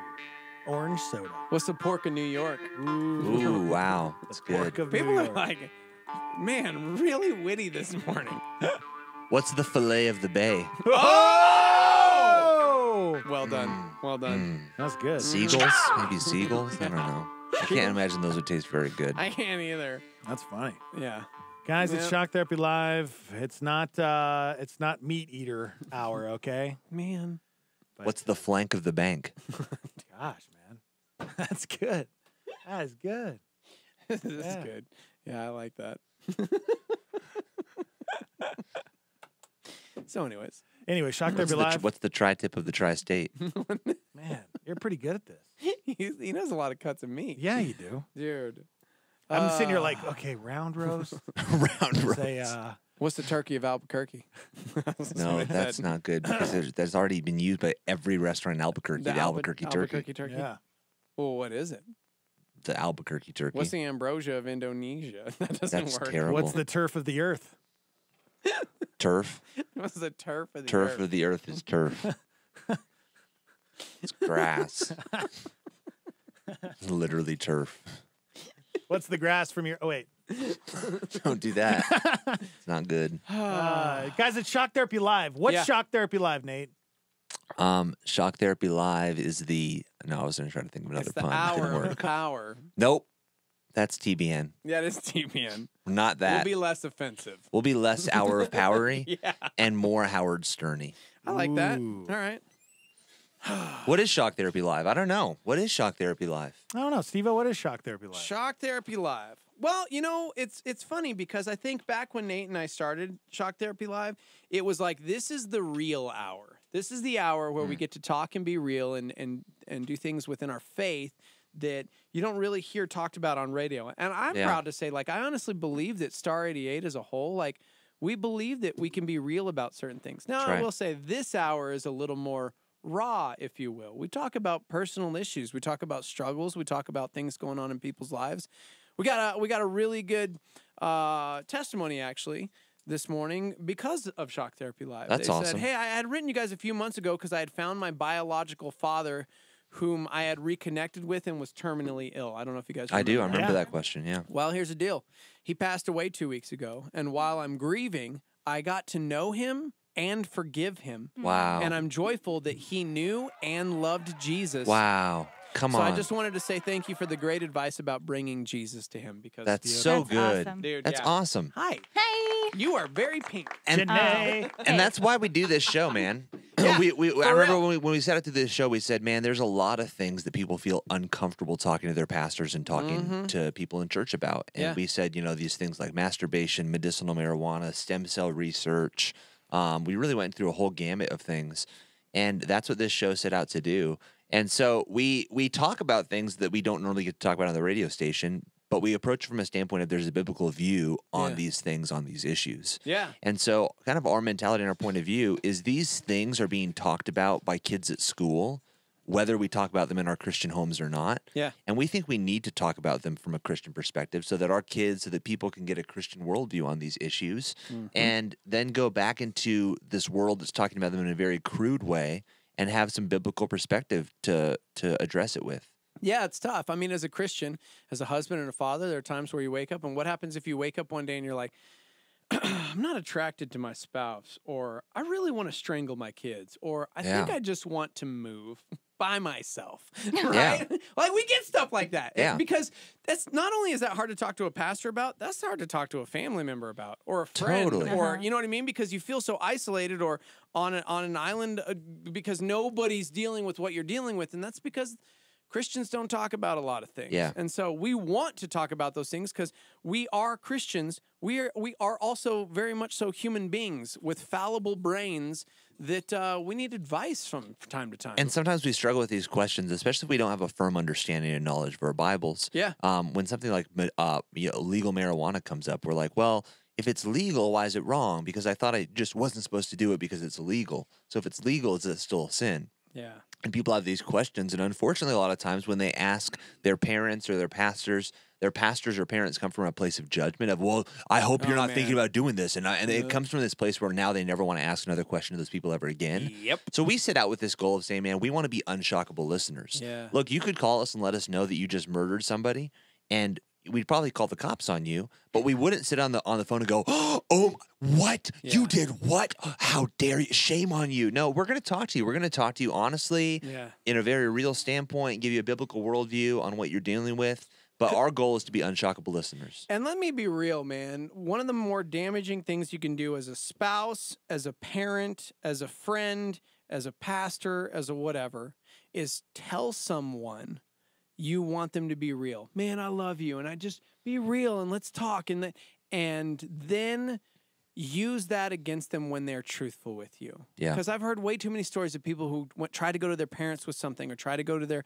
pastor or their spouse or whatever it may be with something, and then the response they got was that was the wrath or the angry or how could you or how dare you or I can't believe, whatever those terms may be that come out of the mouth, because then you have damaged a relationship to a point where they don't trust you enough to want to talk to you. Right. Which is why you and I felt like years back we needed to do a show where people felt safe enough to talk to us about things that are quite shockable to, the church or to whatever, but that we could find unshockable because we know that we are sinners and that we fail and that we want grace and mercy and compassion and wisdom and truth. And so, and we've seen this show do that. We've seen incredible testimonies of people calling in with really crazy stuff, and we've been able to give a biblical perspective on it. We've seen a lot of life change happen because of this show. And I was thinking about the other day, I was like, man, how fun has it been that we've gotten to do this show? And we've seen just crazy stories, even just testimonies, not even from people who had their lives changed, but just saying, man, it's fun to hear Christians talk in just a real way and realize that Christians aren't all these uptight, weird people, that they can just have honest conversations and be fun and at the same time give a Christian biblical worldview. Well, I mean, think about this, Dexter. You used to podcast Shock Therapy Live when you were on the edge, and now part of Shock Therapy Live. Like, it's early 2019, and looking back at the years when Nate and I first started it to where we are now, to still be able to speak truth into this culture that's rapidly changing. Like, when we first started, it was like, hey, man, can you be a Christian and drink alcohol? Or can you be a Christian and get a tattoo? And listen to secular music? Yeah, or can you be... And now we still get those questions, though. So. Yeah, we do. But it's evolved so much that, like, did you ever think when we started that we'd be talking about legal marijuana? I think that was one of the first few questions we got. Yeah, it was like, can you be a Christian and smoke weed? Smoke medicinal marijuana. It was like one of the first questions we got was medicinal marijuana. Oh, man. What about recreational? Because now apparently that's legal in areas. So define recreational. Right. We were watching Parks and Rec the other day, and Ron Swanson said his goal in any interview is to be a hostile witness because he hates being a witness, and so he says the way he does that is by answering every question with a question. Is that why you're growing your beard out? Ron Swanson. No, that was a mustache. Yeah, he couldn't do the mustache, so he went for the full beard. How do you feel about the beard, Janae? Since it's real and it's unshockable time, be real. Be real with us. Do you like the Brillo pad on his face? The Brillo pad. That's no. You don't? You don't like it? What is wrong with you? I don't. I'm sorry. Hate See, that was it. I don't hate it. Okay. That was judgment. That was judgment. Yeah. I apologize. I don't hate it. I don't love it. I like him when he has like a 5 o'clock shadow. Okay. I also hate when he has any kind of facial hair that's longer than a 5 o'clock shadow because he pets it. That's nice. That's a nice beard. He literally It's a really nice beard, though. It's full. Give it up for the good beard. Good beard. I've gotten a lot of compliments on the beard. Everybody likes my beard. So many. Even literally. when he teaches, I get text message. Can you tell your husband that he looks great with a beard? I'm like, I could, but I could also keep that to myself. You have some beard oils? Oh yeah, he does. Nice. And he combs it. I comb my beard every day. Right. It looks good. I have a process. You do a beard oil and then a beard lotion afterwards. No, I've never done that. I'll have to try it does smell good. I'll give him that. The oil and the lotion. I've got a product. It smells for you, good. bro. So at least it's like he puts cologne on his face. We'll talk about that afterwards in the All right, guys. I believe We've we got have two a phone calls. Two phone calls. Good morning, Shock Therapy Live. You have a question? Oh, geez, I thought we were talking about eating flamingos again. Oh man. Oh, this is embarrassing. Yeah. Do you have any other bird location quips for us? How are you, Nathan? Good, I haven't bro. talked to you for a long time. Dude, how are you, man? Happy New Year. Happy New Year to all you. right. I'm busy and working and got a lot going on, and normal buck stuff. Dude, it's good to hear your voice. You too, man. I always like. I still want to come in and sit in with you and do Shock. You know what, man? You should come do my radio show with me. Come on, I'll do it. Let's go. Seriously, I keep trying to get Dex and Steve-O to come down. Dex did come down one time, but Steve-O has he didn't know how to run call. anything, so I don't know if I'm going to go back. And to be fair, I was on my way out the door. I was moving, so I just didn't have time for local stuff anymore. So now let me run the board. Now that I'm stuck here forever, like he wouldn't let me captain the ship. So. Do you see how that is? It's like, I'm okay. You're breaking I've up, got caller. bigger and better things I'm moving on to, and now it's like, oh yeah, bro, I'm gonna be here, so I'll do your show with you now. Yes, pretty much. I'll settle for you. Buck, I'll do your show anytime you want a buddy in there with you. I'll do your show. There you go. And you should come on Shock Therapy Live next Thursday. Thursday morning. Can you just fill in for me from now on? You could be a great captain of the show. You know what? I will put it on the calendar, and I will be there next Thursday. I would love to sit with Beautiful. you live. Love it. All right. It's gonna be fun. All right. We'll see you later, buddy. All right. I just called to talk to Nate. See you later, guys. Good to hear your voice, Buck. We got other people calling, You man. teach next weekend, by the way. That's fine. I have to tell him his schedule so that he doesn't overbook himself. You know? Amazing. Yeah. Hey, go My ahead. job. Go ahead, caller. You're on the show. Good morning. Good morning. I had two quick questions. Well, one quick and one not so quick. The first is dealing with grief. I heard Steve-O say before the New Year that his wife was formerly in a band called the Echoing Green. So I'm just grieving over the loss of another great band. Okay. Okay. Can I say, by the way, you have a phenomenal voice. You do have a So phenomenal if you want a voice. radio position, Well, I always say that because they're still a band, but then when I say that, it's like, come on, they haven't put new stuff out for a while, but they always talk about making new music. So I apologize for breaking your heart prematurely, because they definitely are still a band, but they just aren't actively doing stuff in the moment. They're not the echoing green, they're How's the that? muted green. Yes, they're very muted right now. So. Okay, sounds reasonable. So the other one's a little bit more serious. So I'm just kind of wondering about God's will and have I screwed up? Oh. So a little bit of background is I was adopted, and I don't really know any of my background or anything. So, and I have Asperger's. I don't know if you know what that is or not. Yeah. So anyways, and my wife has some mental health issues on her side of the family. But so we have 2 biological kids, and then we felt called to adopt from another country. And we've had this other girl for about 10 years. And then I remember I was at church one day, and first of all, I'm a very logical guy. I'm not like, I'm well-grounded. But I actually heard God speak to me. It's just like 2 things that just popped into my head, and I knew it was from him. The first is that I would adopt again. And the second is that I would become a spiritual giant. Well, so far, he's batting about 500 on that. I did adopt again. So we had an opportunity where there was another family in our church who adopted 2 children from the same country, and it was a sibling pair, and it was not working out with them. So we got those girls. But here's my question, though, is I felt like I've been doing God's will all this time. But the issue is that, with my kids getting some bad genes as far as mental health, my son has Asperger's too, and sometimes I feel like I don't spend as much time with him trying to connect with him and get him over it. And my daughter has some issues too with things like, anxiety and depression and stuff. And I think that led her a little bit into doing some self-harm. So I'm just wondering, I feel like my first obligation is to my kids, my biological kids and not the adopted ones. And part of me thinks by adopting, I kind of screwed up my bio kids. So I guess that's kind of what I'm struggling with right now. Let's approach this first from the standpoint. I think that in order for any adoption to be successful, we have to get in this mindset that the adopted kids are just as much our kids as our biological kids. Yeah. And so you have to get in this mindset that, let's say you had 2 biological kids and then actually had 3 more biological kids. Well, you would be responsible at that point to care for all of them in the same manner, in the same fashion. And so you need to get your mindset in this standpoint where you treat all the kids as though they are all your biological kids. And what that means is I have seen at times people have a tendency when they adopt a kid to treat that kid differently because they want to make sure that kid feels a part of the family. So they will end up treating the adopted kid even better than the biological kids because they so want that adopted kid to adapt. And so I think we need to get ourselves in this mindset with adoption, with just parenting in general. That's what I'm going to use because I think we need to get this mindset out of our culture.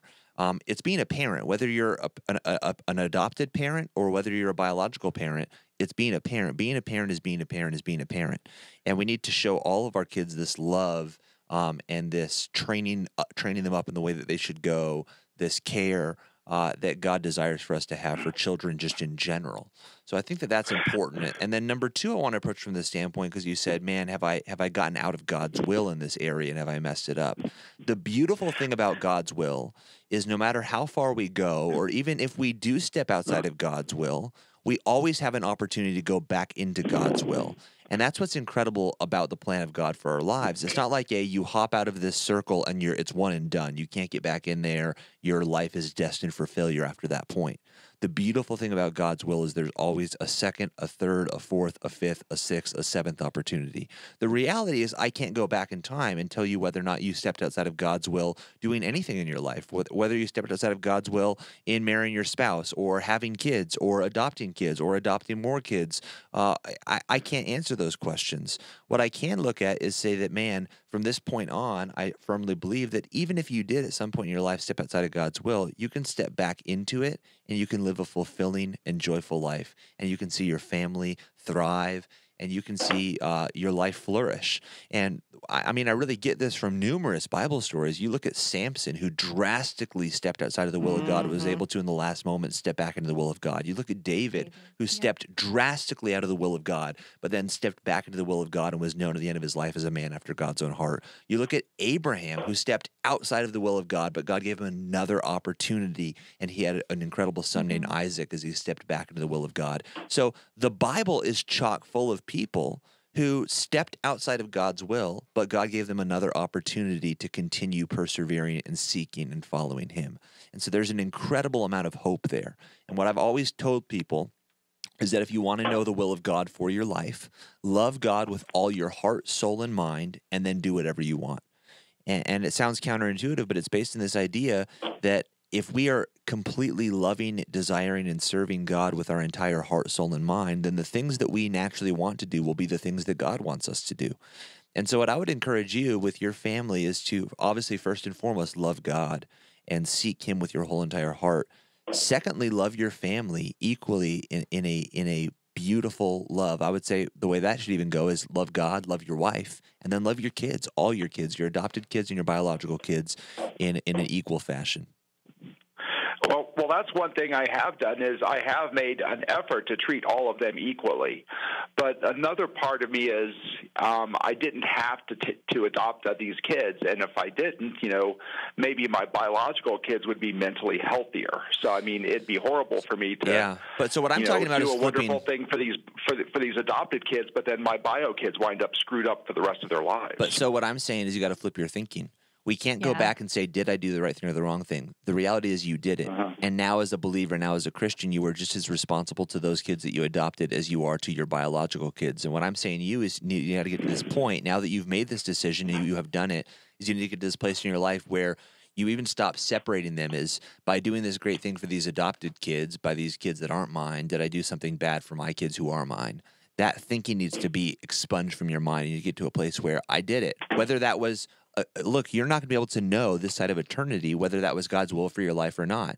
Now, I would probably argue that it was God's will, because anytime we care for the least of these, anytime we go out of our way to care for those who are in need, that is God's will for our lives. Yeah. Dying to ourselves and doing something for someone who is drastically in need. Right. So I would say 99% of the time that is God's will for our lives, but you need to now get this out of your thinking of even separating these two people. The reality is you did it. You did it. You adopted these kids. Now, at this point, you can't look back and say, was that the right decision? Now you need to look forward and say, that was the right decision, and I'm going to do everything in my power to make sure that all of my kids are living a healthy, thriving life. Yeah. Right. And let me encourage you a little bit, man, because I grew up in a crazy crazy situation, and my mom made a lot of decisions that were detrimental to my well-being and my faith and who I was.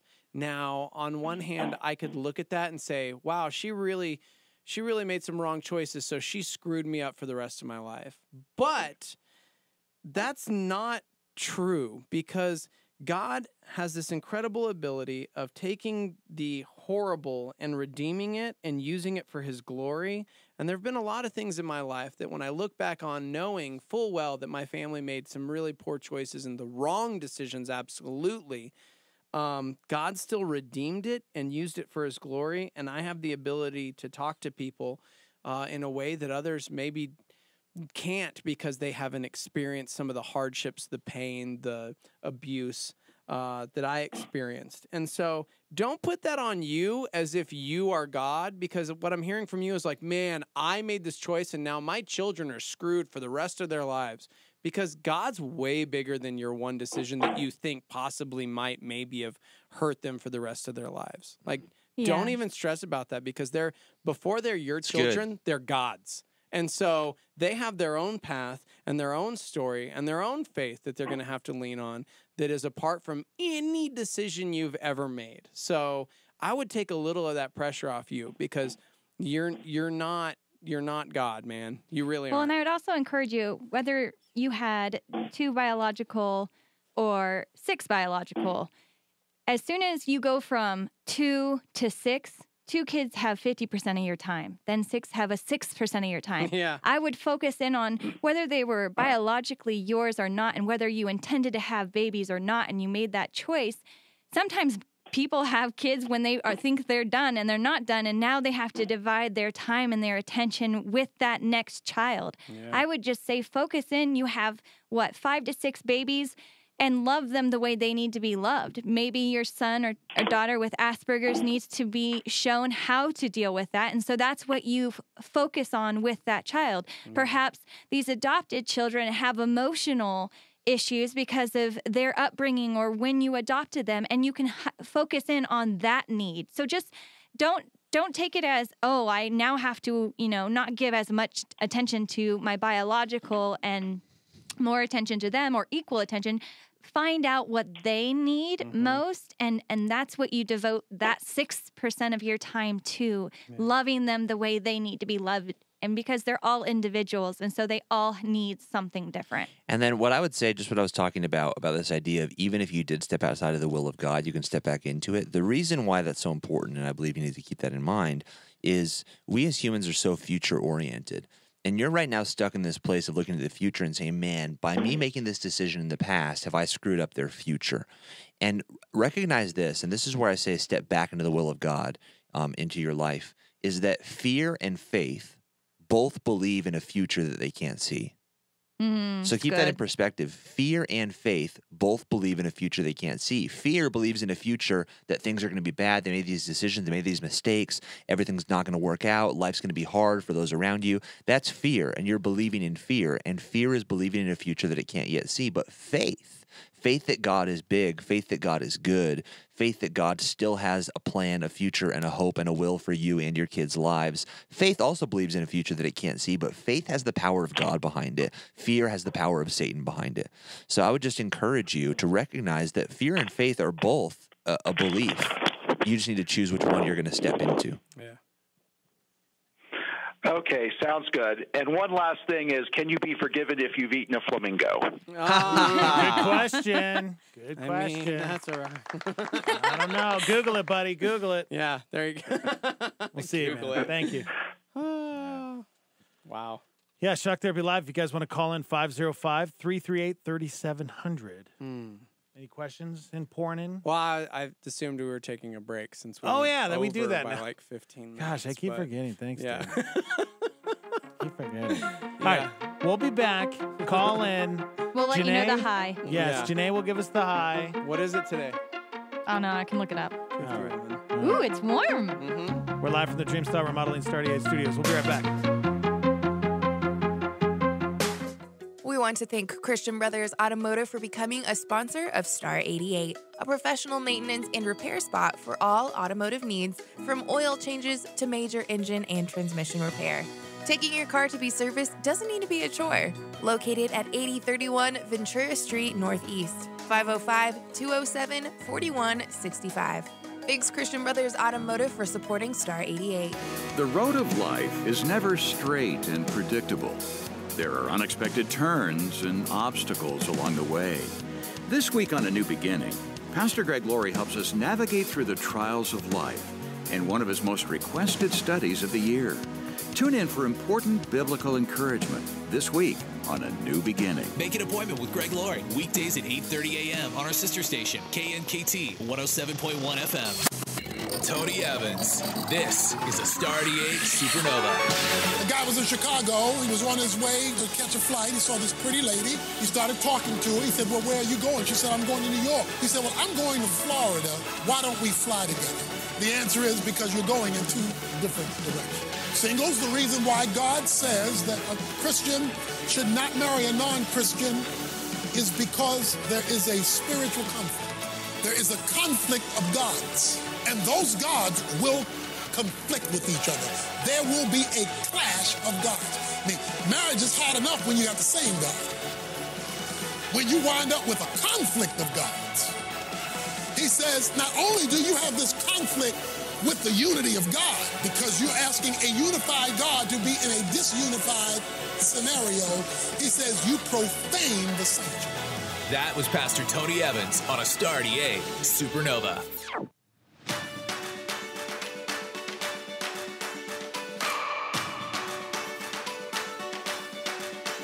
I can feel it. This tension rising, a weight inside me. It's heavy on my soul. It's time to let it go. I can see it. It's in your eyes, a weight like mine. This burden that you just can't hold. It's time to let it go. Let go. Kiss to the moment we feel alive.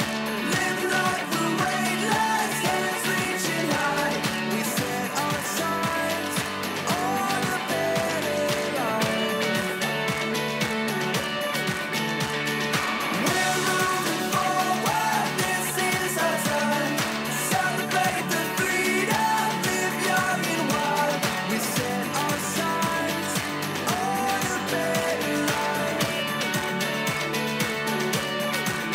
There's a movement, a joy inside we can't deny.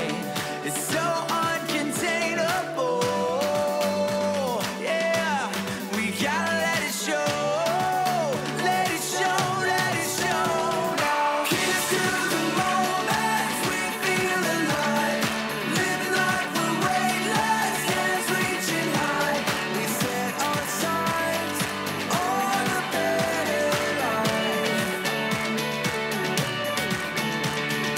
We're moving forward, this is our time. Celebrate the freedom, live young and wild. We set our sights on a better life.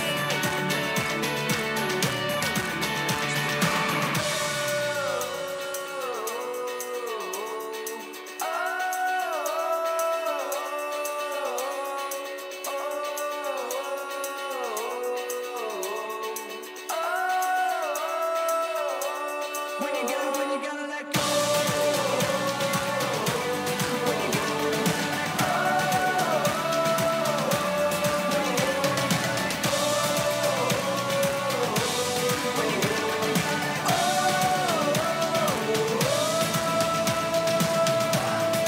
Here's to the moments we feel alive.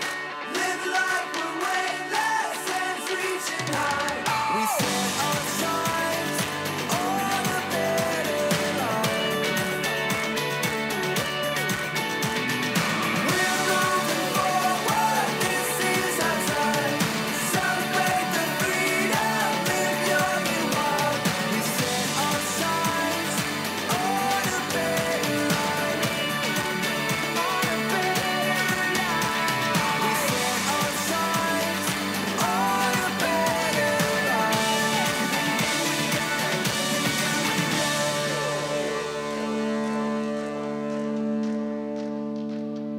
About the author, Better Life. It's on Star 88, 934.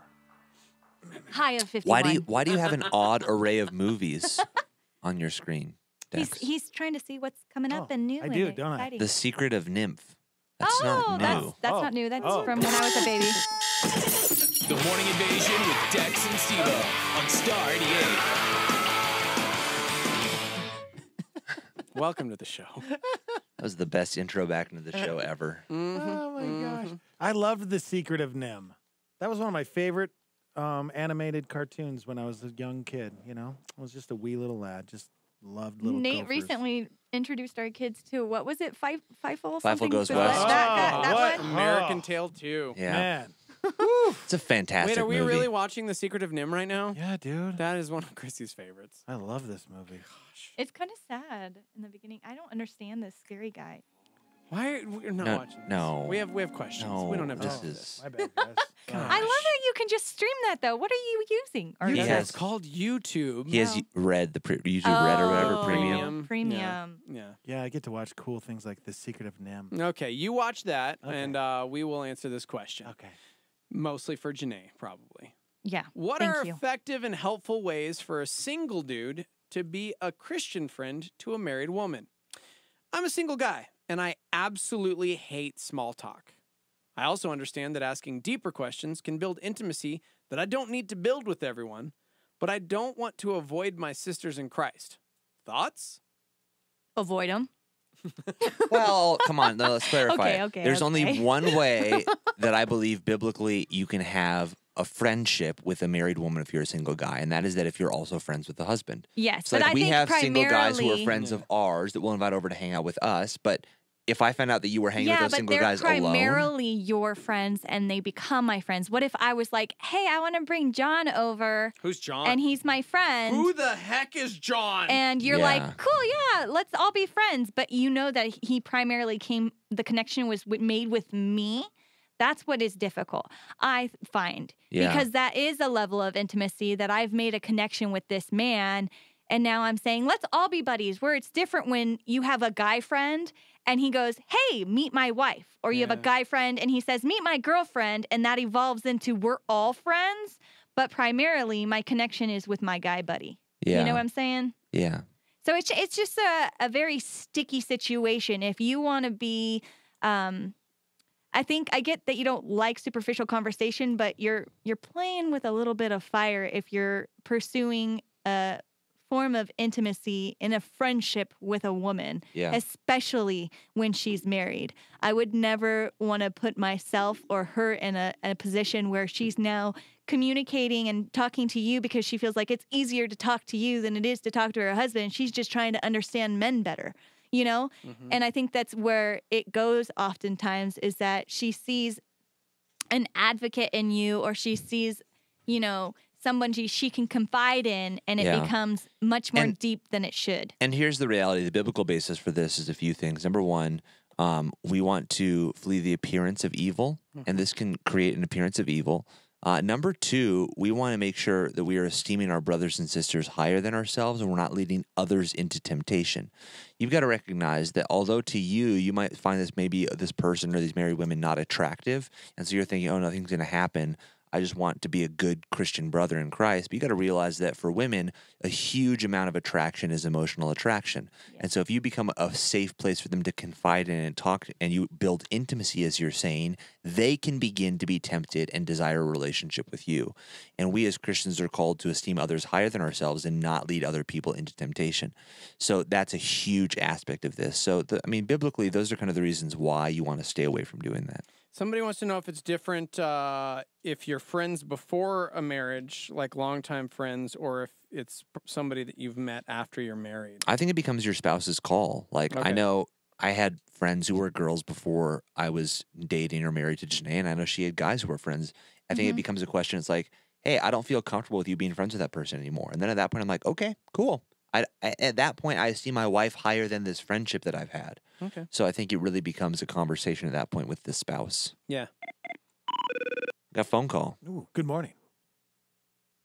Hello, can you hear me? Yeah. Oh, okay, perfect. So I kind of had a question as it pertains to like mentorship. So just really quick background. At a previous church that I was at for about 4 years, I served immediately under the youth pastor there, who was also the young adult pastor, and grew really close in terms of being a leader under him, and he kind of became a mentor of mine for about 4 years. But I know that kind of during that time that I had the propensity to, I guess even idolize would be the right term, to kind of, you know, take everything they said kind of as the exact thing that I need to do, and to kind of put them a little bit on a higher pedestal, and maybe even at times on the throne of my heart, when I know Christ should remain on the throne of my heart. And so fast forward to today, that relationship kind of was broken off, just because I found out that, you know, some things in their church were just kind of didn't fit well with me, you know, doctrinally, in terms of like a word of faith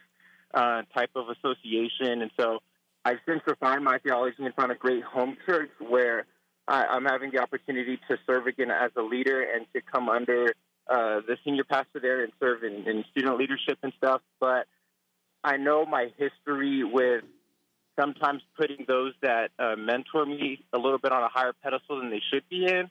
and I want to make sure that I prevent that from happening again. And I just wanted to know what are the best ways to guard my heart, I guess, against that, and to be mindful of that, and when is a good telltale sign to know of when things are crossing the line from just being somebody that I really look forward to, look up to in my life, versus someone that I'm making an idol in my life. Yeah, I mean, I think that you're on the right track. I think a big part of it is the knowledge of the propensity to do that, and it's just guarding against that and recognizing in your heart. Again, I can't tell you when that line is, because it really is a line in your heart where you begin to idolize this person, or where you begin to take what they say above what the Bible says. I think in general, it's important with any relationship, especially any spiritual relationship we have with someone over us, that we're constantly testing all things. The Bible says, be as the Bereans, testing all things. Now, there's a right way and a wrong way to do that. Some people feel like they're sin sniffers, and they've got to constantly be with the person over them saying, well, is that really biblical? That's not helpful either. And I think that comes to a place where that can be very, very unhealthy for leadership, spiritual leadership in our lives. But I think you need to know that propensity in your heart. And when you feel and you sense that you're heading towards a place of idolization, or you're heading towards a place of unhealth, you just need to have those spiritual check marks within your own heart that you know, and that you can put some distance in between you and the propensities that you have. So this is part of just self-discipline and self-leadership. And for you, it might be this tendency to idolize people, but every single person has these things that they struggle with, and we need to learn how to individually within our own hearts be able to mitigate against that, and be able to sense when that's coming and put roadblocks in the way of that happening for any sin in our lives. And so, again, there's not a foolproof, hey, do this, because it really is something that probably, and I would say for most people, it's not visible outwardly. It's only visible for you inwardly. Most people probably look at what you're doing saying, oh, man, that's awesome. That guy's really serving, is really becoming involved. He really, has that pastor's back, and he's really just wants to serve that pastor. And so from the outward standpoint, probably everything looks good, but in your heart, you can sense that you're idolizing him. So it really is a heart issue that you need to be able to keep checks and balances in your heart and notice when you're heading that direction and course correct. Boom. Boom. Thanks, bro. Thank you. I appreciate it. Thank you guys so much. Love you, man. Thanks, man. All right, Shock Therapy Live. When did you know I was an idol in your heart, Nate? When did you realize you needed to take me out? First sight, oh, man. baby. First sight. First sight. Well, it happened that one time you came over a little bit later than normal. Yeah. Oh, gosh. And, dude. And you guys played World of Warcraft? Yeah. I think it was actually... When I heard your voice over the phone. And it was when you helped me beat the dragon in the dungeon. You can be my mage anytime, bro. Yeah. Anytime. And then that one time Guys, when we'll be I was right about back. to die and you healed me We'll be with right your priest back. spells. Shock Therapy Live continues when we come back.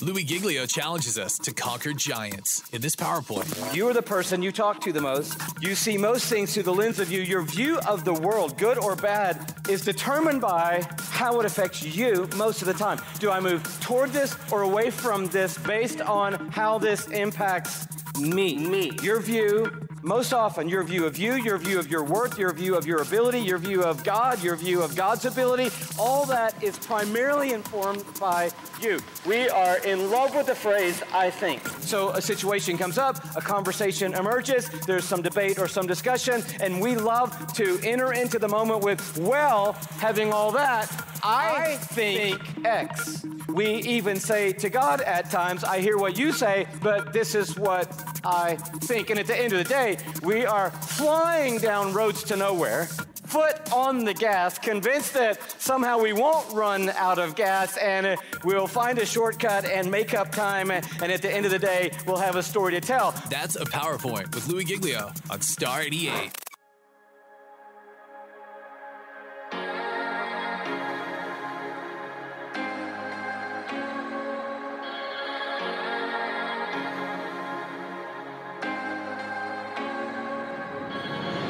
My feet may fail me, my hands may shake, my life may crumble, my heart may break, but through the darkness, you are the light. I know forever you hold my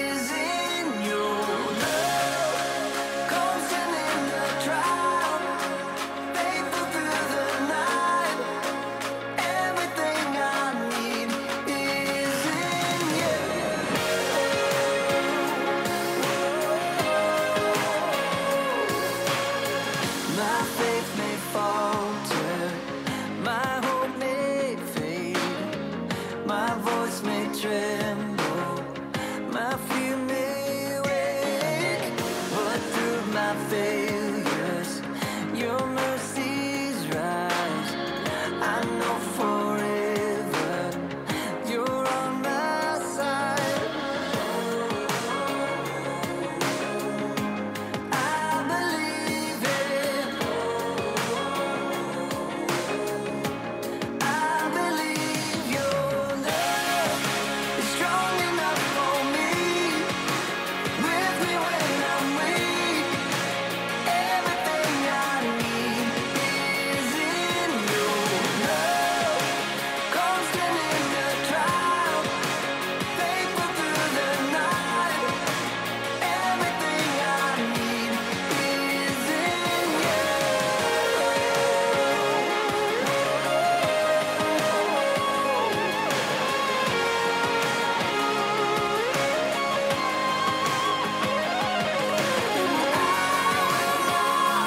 Be shaken.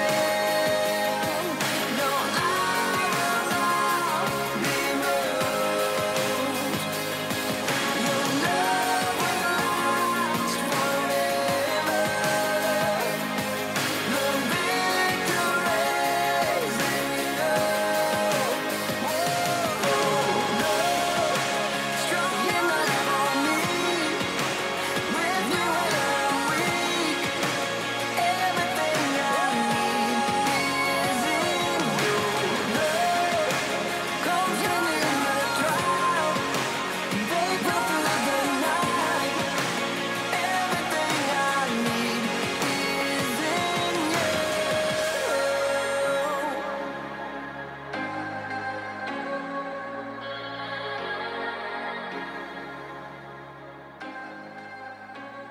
That is Lincoln Brewster and everything on Star 88. Good morning. It is Shock Therapy Live at 9:49. Shut up. Dude, we have a little bit of show left. Yeah. High of 51. The Morning Invasion with Dex and Steve-O.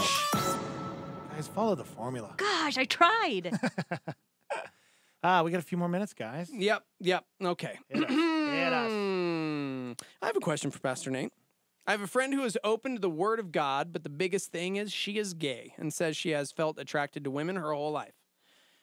She has questions if God could really change that, and if not, is she destined to fight her urges if she decides to accept Christ and His Word? So I guess my real questions are, can you be homosexual and make heaven your home? And if you're trying to, how do you even try that? And if you fail or fall to temptation, how do you deal with that when there aren't very many resources for those individuals these days? I just don't know what to tell her. So the short, quick answer is the answer to that is the same answer to every other sin. Yeah. And so, yes, can you struggle with homosexuality and be a Christian? Yeah.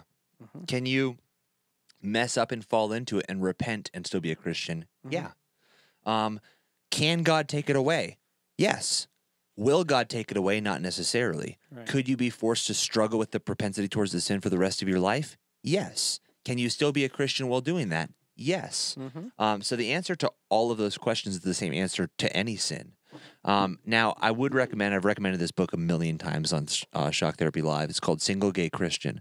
It's written by a guy who really is in the same place as this girl who, believed the Bible, believed what the Bible said, and had a lot of these questions. And this book really works through these questions and I think finds a really healthy place, a healthy medium for that. And I have friends, I've known people who have the same struggle, and they've kind of determined in their heart that the calling that God has put on their lives is to remain a celibate person for the glory of God. So again, the answer for this for me is the same answer for any sin. I believe that we are born sinners and we are born with the propensity towards sin. If we believe that overarching large belief that yes, we're born sinners, yes, we can be born with a propensity towards sin, I don't know why so many Christians have a hard time admitting that you can be born with a propensity towards homosexuality, or from a very young age you can like the same sex. And a lot of Christians want to say, well, that's not possible. It's a choice. Look, we're born sinners. We're born with a propensity towards sin. Some people are born with a propensity towards alcohol or drugs. Some are born with a propensity to hurt people or hurt animals. Some are born with a propensity to like the opposite sex. We're born with a propensity. We're born sinners. And so I think we in order to have this conversation logically with people who struggle with homosexuality, we need to stop forcing them to be in this place, well, it's a choice and you're choosing to do that. We need to stop and start the conversation from a different place. Start from a place of understanding, a place of original sin and understanding of what sin is and the root causes of sin and all of that. The reality is that the basis for Christianity is denying yourself and taking up your cross and following Christ. Yeah. So whether you're a homosexual or whether you are a heterosexual, the basic call for me as a human is to deny myself, to take up my cross and follow Christ. And that means that I'm going to deny the urge and desire to have sex with people before marriage. I'm going to deny the desire to look at pornography. I'm going to deny the desire to have sex outside of my marriage and cheat on my wife if I find someone else attractive. I'm going to deny those desires and I'm going to take up my cross and follow Christ. So the same is true in homosexuality. The sin of homosexuality is a sin in the Bible. Can that sin be forgiven? Yes. The goal for a homosexual needs to be the same goal for anyone else struggling with sin, is to deny yourself and your desires and what you want to do and live as unto Christ. It's good. There we go. Yeah, people chiming in like, good answer. Cruz, I know a few gay Christians. I love this question. Man, that book, we've brought up that book many a times. And I'm glad that people are actually talking about it and having that conversation these days. Because I would say they're correct in the fact that there's not a whole lot of resources, but there's still resources available now that weren't available even as little as 5 years ago or something. Yeah, I think the biggest thing we need to approach from a place of Christians is defining our terms. And calling yourself a gay Christian, we need to define what that means. I believe it's possible to be a Christian and struggle with the propensity towards that sin, to struggle with homosexuality. I do not believe it's possible to be a Christian and be practicing any consistent habitual lifestyle of sin and still be a believer. That is not just exclusive to homosexuality. I don't believe it's possible to be a Christian and be practicing a lifestyle of addiction, or be practicing a lifestyle of cheating on your wife, or be practicing a lifestyle of stealing. When we get into a sin and we're practicing it habitually, it's not possible to be a practicing homosexual and be a Christian, just as it's not possible to be a practicing sinner of any other sin where it's a habitual lifestyle sin and still be a believer. So I think we need to clarify our terms when we say gay Christian, of what that means. Now, I still think that there is a need for people to identify and say, look, by saying gay, this clarifies for people the struggles that I have, and it clarifies who I am. And we live in a society where titles and an understanding of titles, it's important. There's a reason why doctors want to be called doctors. There's a reason why professors want to be called professors, because it's a clarifying title and it describes part of their story of who they are and what brought them to where they are in their lives. So I think that there is some desire and I understand some need for people to identify as, look, by saying gay, that helps people identify with where I've been, my story, who I am. But we need to clarify what that means. When I say I'm a gay Christian, that doesn't mean that I'm a practicing gay Christian, but it identifies part of my story. Now, that adds to people talking about this, because it brings up the question, okay, so what do you do about a friend that is gay, is a Christian, but does not believe that being gay is a sin, and their church also reiterates that, being gay is not a sin. So how do you approach that? I think you walk them through the scripture of it. I mean, we have 4 minutes a show. Right. There's a lot to get into with this. A lot. I do think that book that I mentioned before, A Single Gay Christian, is a good place to start, because this is somebody who was a homosexual, who struggled with homosexuality, and in his own study of the Bible, to try to convince himself that it was okay to practice it, discovered that he could not do that, that biblically it was not a biblical stance to say that he could continue to practice that lifestyle and be a Christian. So that's a good place to start, because it's not written by a heterosexual trying to tell people who aren't the same as him that they're doing something wrong. It's written by somebody who struggles with that very sin and comes to that conclusion themselves. And that's huge. I think part of the problem with the church's discussion of this in the past is all the books about homosexuality historically have been written by heterosexuals. And that's a really bad place to start. It's a really bad place to come from, because it's all of a sudden people who don't have the same struggles as you saying, oh, you can change. Oh, you don't have to feel that way. Oh, you don't have to be that way. It's a choice. And it becomes a really unhealthy conversation. Yeah, as well as Romans and Corinthians. Corinthians is great. It kind of generalizes sin nature and realizing that you can't live for Christ while living in that lifestyle with those around you. It kind of generalizes sin as a whole, and then Romans is much more specific. But generalized sin as a whole. But the issue with people that you're talking about there is they don't believe biblically that homosexuality is a sin. They'll go to a place of saying, well, the word for homosexual here isn't what we're talking about of a love, but a true love between a man and a man. They'll say it's rape or things like that. So, but again, that book that I just mentioned, it really goes into the understanding, the Greek understanding of some of those things from the perspective of a homosexual man. So it can be very helpful. Boom.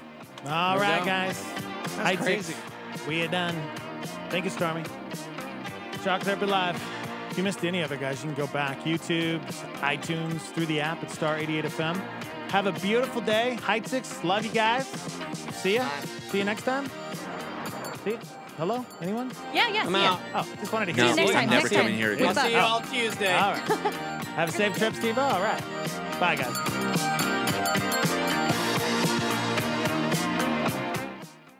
That's all we got. There ain't no more. That's right. Time is tight. It's the end of the show. Envy is called the green-eyed monster. Skip Heitzig hits us with the hard-to-swallow truth about this sin. Envy is a toxin, a spiritual toxin. Hotspot. It poisons our soul. It puts us at odds with other people. It clouds our ability to see things clearly.